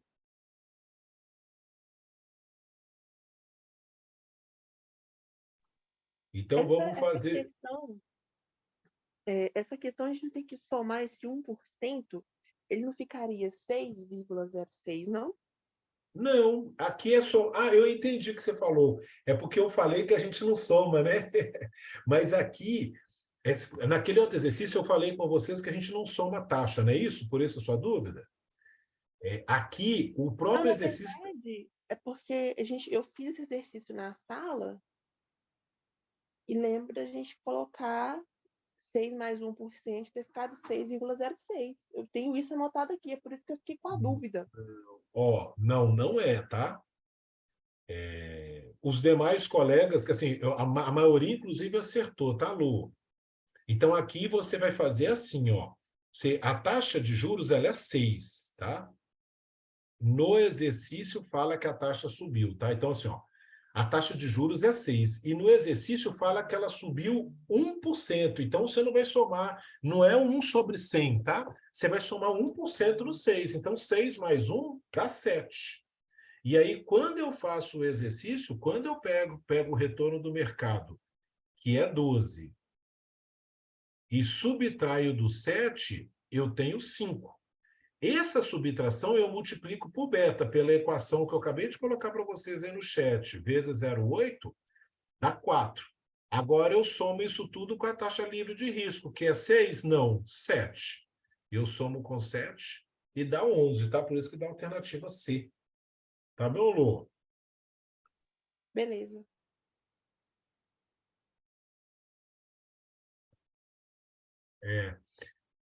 O Jefferson está falando aqui que pode ser algum tipo de confusão, porque igual naquele outro exercício, eu falei com vocês assim, gente, eu não pego uma taxa e somo com a outra simples, não. A gente tem que fazer com fator. E é verdade aquilo que eu falei. Aqui, eu, André, não somei taxa, não. O exercício aqui falou que ele aumentou em 1%. Então, se ele era 6 e aumentou em 1%, eu não estou fazendo soma de taxas. Ele é que me faz, é igual como fala, André, a temperatura aumentou de 15 para 17, foi para 17. Aqui está falando, ó, a taxa de juros é 6, mas ela teve um aumento de 1, então ela foi para 7. Tá bom, Lu? Então é isso aí mesmo, tá? Beleza, obrigada. Nada. É verdade, viu? A Renata está falando aqui que outra pegadinha é quando na questão, ao invés de dar o retorno de mercado, ele já dá o prêmio de risco, né? O que é o prêmio de risco? O prêmio de risco é exatamente o que está no parêntese, que é o retorno do mercado menos a taxa de risco. É o prêmio que eu ganho por estar aplicando ali, para estar correndo aquele risco, tá? Então, às vezes, em vez dele dar o retorno do mercado e te dar taxa para você subtrair, ele já te fala, cara, o prêmio de risco é 5. Ou seja, ele já me deu o retorno do mercado menos a taxa livre de risco. Ele já está me falando qual é o prêmio a mais que eu estou ganhando por estar correndo aquele risco, tá? Beleza, então, Ederson, achou aí? Beleza. Ana Flávia, faz de novo, por favor. Então, vamos lá, Ana, aqui, ó. Ana, vou colocar aqui no chat a fórmula. Retorno esperado é igual a taxa livre de risco mais beta vezes taxa livre de retorno de mercado menos taxa livre de risco.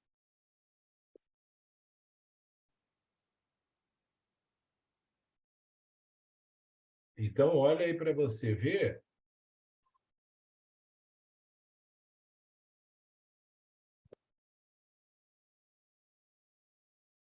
Ô, Ana, olha para você ver aí no chat a fórmula que eu coloquei, né? O retorno esperado é igual a taxa livre de risco mais beta vezes retorno de mercado menos taxa livre de risco, tá? Então, nesse caso, o que eu vou fazer? Primeiro, eu vou resolver o parêntese. O parêntese, que é o retorno de mercado menos a taxa livre de risco, ela é exatamente o prêmio, tá? Então, o retorno de mercado aqui é 12. E eu vou subtrair pela taxa. A taxa é 6, mas falou que ela subiu 1 ponto percentual, então ela foi para 7. Então, é 12 menos 7, que dá 5. Então, dentro do parêntese, o meu prêmio é de 5. Esse 5 eu vou multiplicar pelo B, que está indo lá de fora, que é o beta, que é exatamente a medida do risco sistêmico. Então, eu vou multiplicar o 5 por 0,8, que é o beta, que dá 4. Agora, esse 4 eu vou somar com a taxa livre de risco, que é 6? Não, que é 7. Ele teve um aumento de 1. Então, 4 mais 7 deu 11. Por isso que a alternativa certa é a letra C de casa. Tá bom? Mais um exercício rapidinho. Índice utilizado para medir a aderência de um fundo de ações indexado em relação ao seu índice de referência, um bench. Qual que é a ferramenta que a gente usa?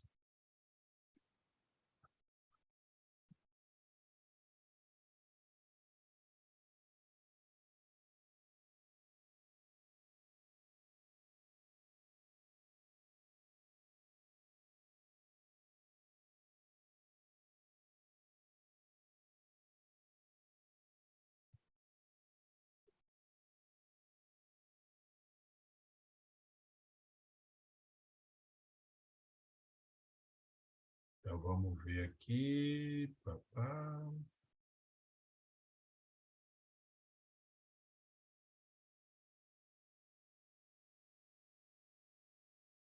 Ó, o Gustavo tá ok, o Mário tá ok. Epa, que nós estamos errando pra caramba aqui.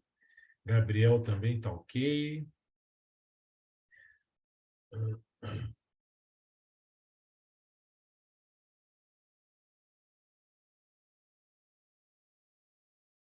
Turma, estamos tendo muitas alternativas erradas a essa questão. Deixa eu fazer junto com vocês aqui, porque é uma questão conceitual, tá? O índice utilizado para medir a aderência de um fundo de ações indexado em relação ao seu índice de referência, ao bench, é. O desvio padrão não é, porque o desvio padrão ele mede o risco total do sistema, tá? O tracking erro é exatamente essa alternativa. Esse que é o índice. Porque o tracking erro, ele é usado para medir fundos de ações passivos e ele mede a aderência desse fundo a um bench. Então, quanto menor for esse tracking erro, mais aderente o fundo é do bench.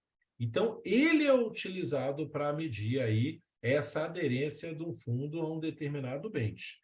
Muitos colocaram letra C, índice Sharpe. Não, o índice Sharpe não tem nada a ver com isso, gente. O índice Sharpe é um índice utilizado para medir a relação de risco e retorno de um ativo, tá?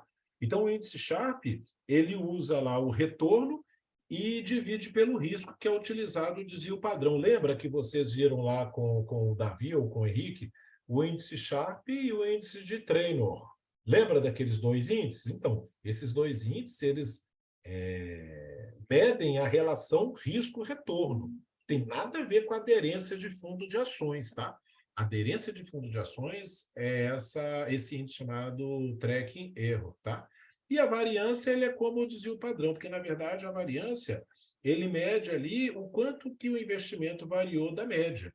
E a gente calcula a variância elevando o desvio padrão ao quadrado, tá? Então, a maior parte das respostas vieram como índice Sharpe, tá? Então, só lembrando, índice Sharpe e índice de Treynor são índices que medem a relação risco-retorno de um investimento. Não tem nada a ver com a aderência do investimento a um bench. O índice que mede a aderência do investimento a um bench é o Tracking Error, que ele mede o quanto que o investimento ele vai ser aderente à variação de um determinado bench, tá? Tudo bem, gente, aqui? Bora para o penúltimo. E a gente já finaliza.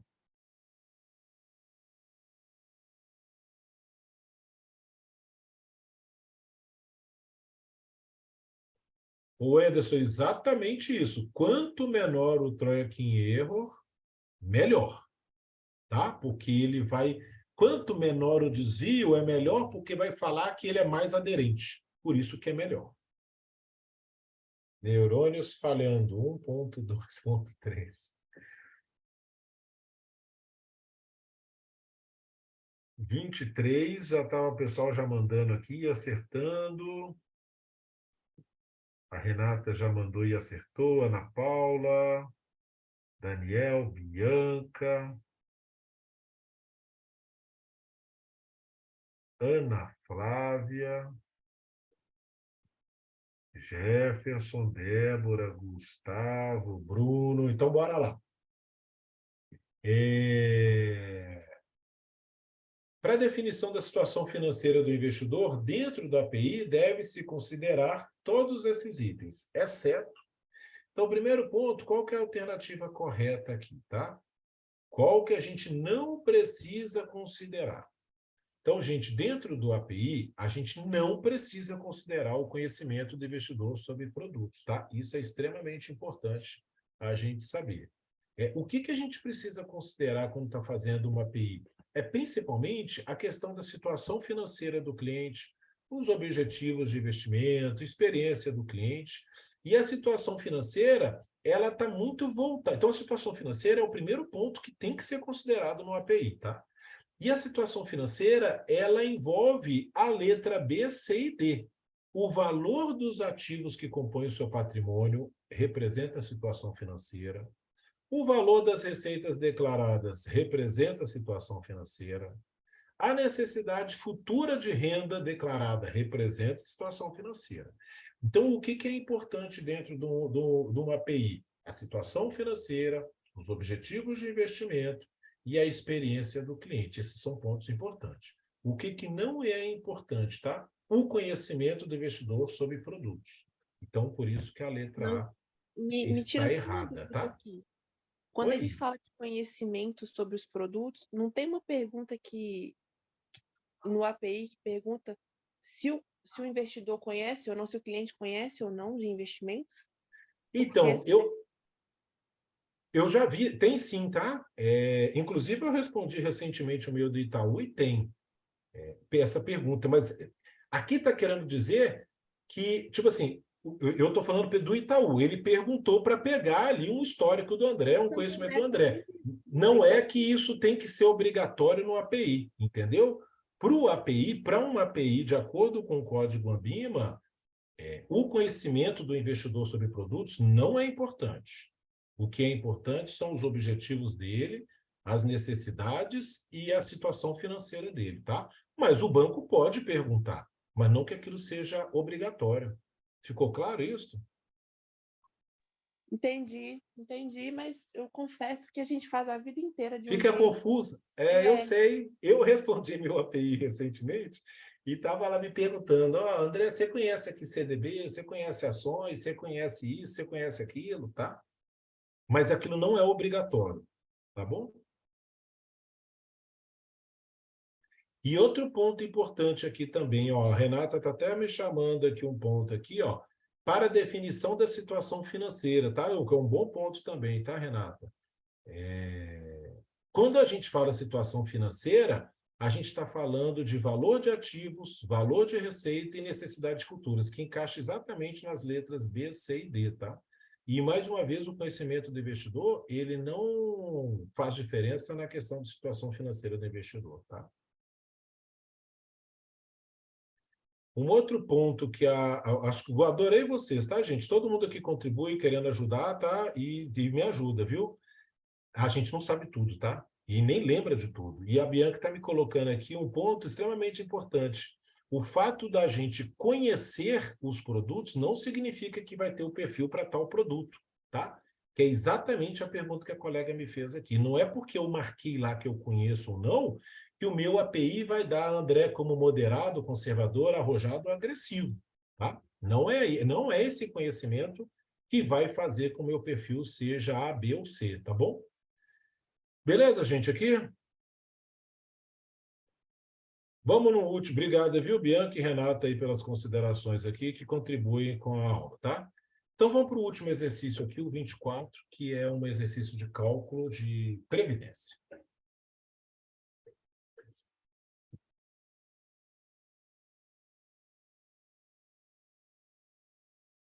Só um spoiler, aqui nós vamos ter que usar a tecla percentual T, tá, gente?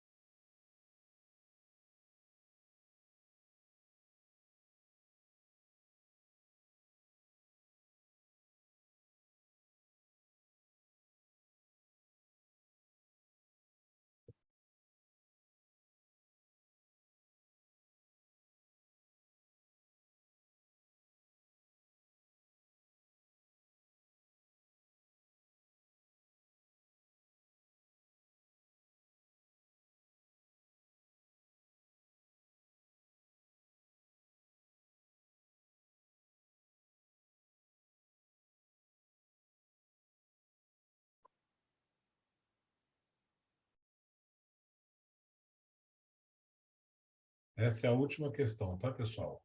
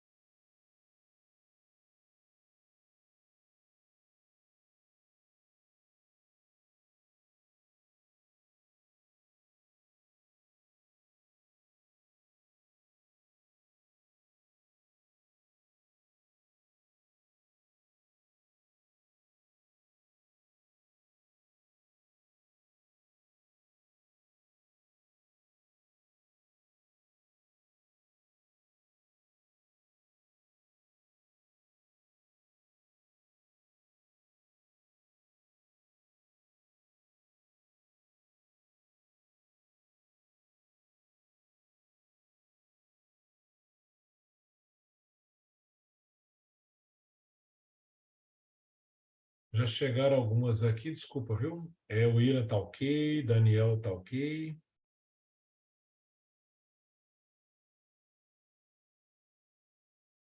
Nós vamos fazer aqui, Ana. O Anderson também é ok.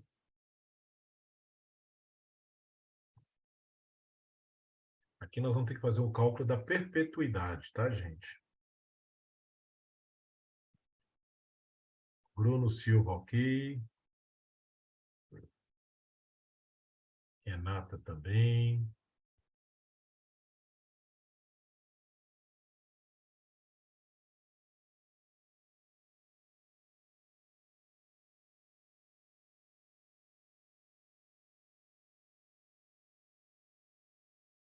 Gustavo também, ok.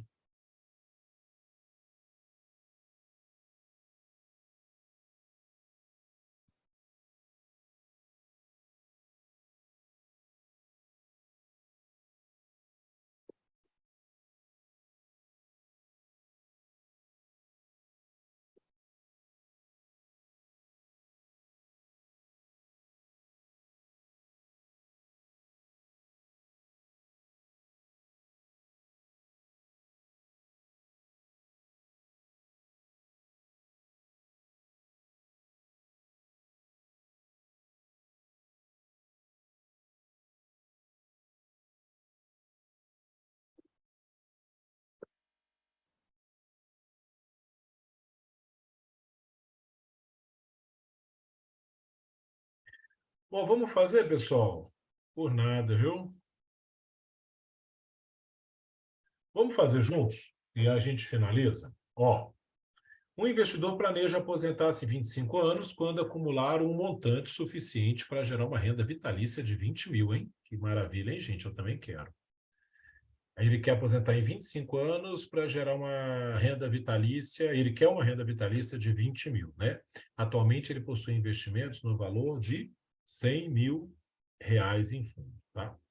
Desconsidere a inflação e o imposto de renda, inclusive a antecipação de IR. Considere o rendimento líquido 0,8 por mês durante o período, tanto para valores já investidos quanto para aplicados. Para atingir esse objetivo, quanto que ele deve aplicar mensalmente nesses 100 mil, hein, gente? Então, aqui, gente, tem uma questão de uma conta que a gente tem que fazer de perpetuidade, tá? Então, primeiro ponto, se a gente lembrar da fase de acumulação e da fase de benefícios, propriamente dito, eu preciso saber quanto que eu preciso acumular para que eu tenha... quanto que eu tenho que ter acumulado, desculpa, quanto que eu tenho que ter acumulado lá no dia de eu aposentar para que eu tenha uma renda vitalícia de 20 mil reais rendendo em 0,8 ao mês, tá? Então, eu vou fazer essa conta de perpetuidade, que é esse montante que eu preciso, da seguinte forma, tá? Presta atenção para vocês aprenderem a usar essa tecla aqui chamada percentual T, que é a tecla que faz essa operação de perpetuidade, tá? Eu tenho essa tecla, ela me fala de um percentual e ela me fala de um T, que é a renda. Então, o que que eu faço quando eu aperto essa tecla? Se eu tenho o meu percentual que vai render e eu tenho a renda que eu quero, quando eu clico nessa tecla, o que que ela me dá? O montante que eu preciso ter acumulado para ter essa renda vitalícia. Então, olha só que bacana aqui, como é que a HP é legal. Ó, qual que é? Primeiro é o percentual, depois é a prestação. Então, ó, primeiro é o percentual, que é exatamente a taxa. Depois vem o T, que é a minha renda. Eu custei a aprender isso quando eu estava fazendo CEA, tá, gente? Está tudo certo. Então, entenderam? Então, primeiro eu vou botar a taxa. Ó. A taxa é 0,8. Enter. Qual é a renda que eu quero vitalícia? 20 mil. Então, primeiro o percentual e depois o T. Agora eu aperto o percentual T e ele me fala, André, para você ter uma renda vitalícia de 20 mil, rendendo a 0,8 por mês, você precisa ter juntado hoje 2 milhões e 500 reais. Ficou claro para todo mundo como que eu uso essa tecla? Vou fazer mais uma vez. Qual é o montante que eu tenho que ter hoje para ter uma renda vitalícia de 20 mil? Eu vou usar a tecla percentual T. Primeiro, eu coloco o percentual da taxa que vai render meu investimento. Depois, eu coloco o T. O T representa qual é a minha renda mensal vitalícia que eu quero. Então, o percentual que vai render minha aplicação é 0,8. Enter. Agora, eu coloco a renda vitalícia, 20 mil. E aperto o percentual T. E ele me fala, você precisa ter 2 milhões e 500. Beleza, então aqui está claro. Agora, a pergunta do exercício é, quanto que eu preciso juntar mensalmente nesses 25 anos para que lá na frente eu tenha 2 milhões e 500 e esses 2 milhões e 500 se transformem numa renda vitalícia de 20 mil? Ficou claro? Quanto que eu preciso juntar todo mês para daqui a 25 anos ter 2 milhões e 500? Agora eu vou usar as teclinhas da HP. Os 2 milhões e 500 é o meu FV. Ele já está aqui armazenado no FV. O meu PV é os 100 mil que eu tenho aplicado. Eu vou botar o CHS, porque como eu desembolsei para aplicar, ele é negativo. O meu I é 0,8, que é a minha taxa. E o meu N? O meu N são 25 anos, mas o meu I não está em meses. Então, eu vou passar o ano para meses. 25 vezes 12 dá 300. Então, o meu N vai ser 300. Então, durante 300 meses, numa taxa de 0,8, aplicando no meu PV 100 mil reais, esperando ter no meu FV 2 milhões e 500, quanto que eu preciso ter de aportar mensalmente? R$ 1.135,79. Alternativa A de todos vocês serão aprovados. Tá bom, gente? Ficou dúvidas nesse exercício?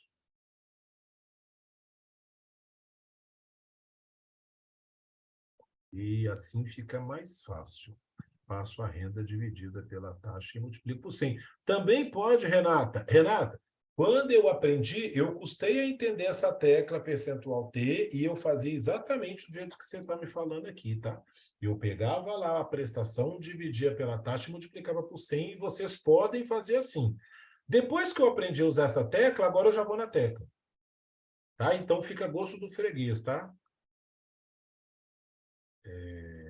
Eu quis dizer a sua forma. Beleza, não tem problema não. É porque vocês têm duas formas, tá? Então vocês podem usar qualquer uma. Não, amém, recebo. Valeu, Andrezão. Falou, gente. Então, obrigado. E eu vou voltar aqui na questão... Não vou voltar, não. Aqui, então, a gente está encerrando a nossa semana de aprovação. Muito obrigado a todos vocês, tá? Boa sorte, sucesso na prova. Vocês vão arrebentar, porque vocês estão muito bem, tá? Ficou muito claro hoje que vocês estão muito bem preparados, tá? Parabéns. Boa sorte.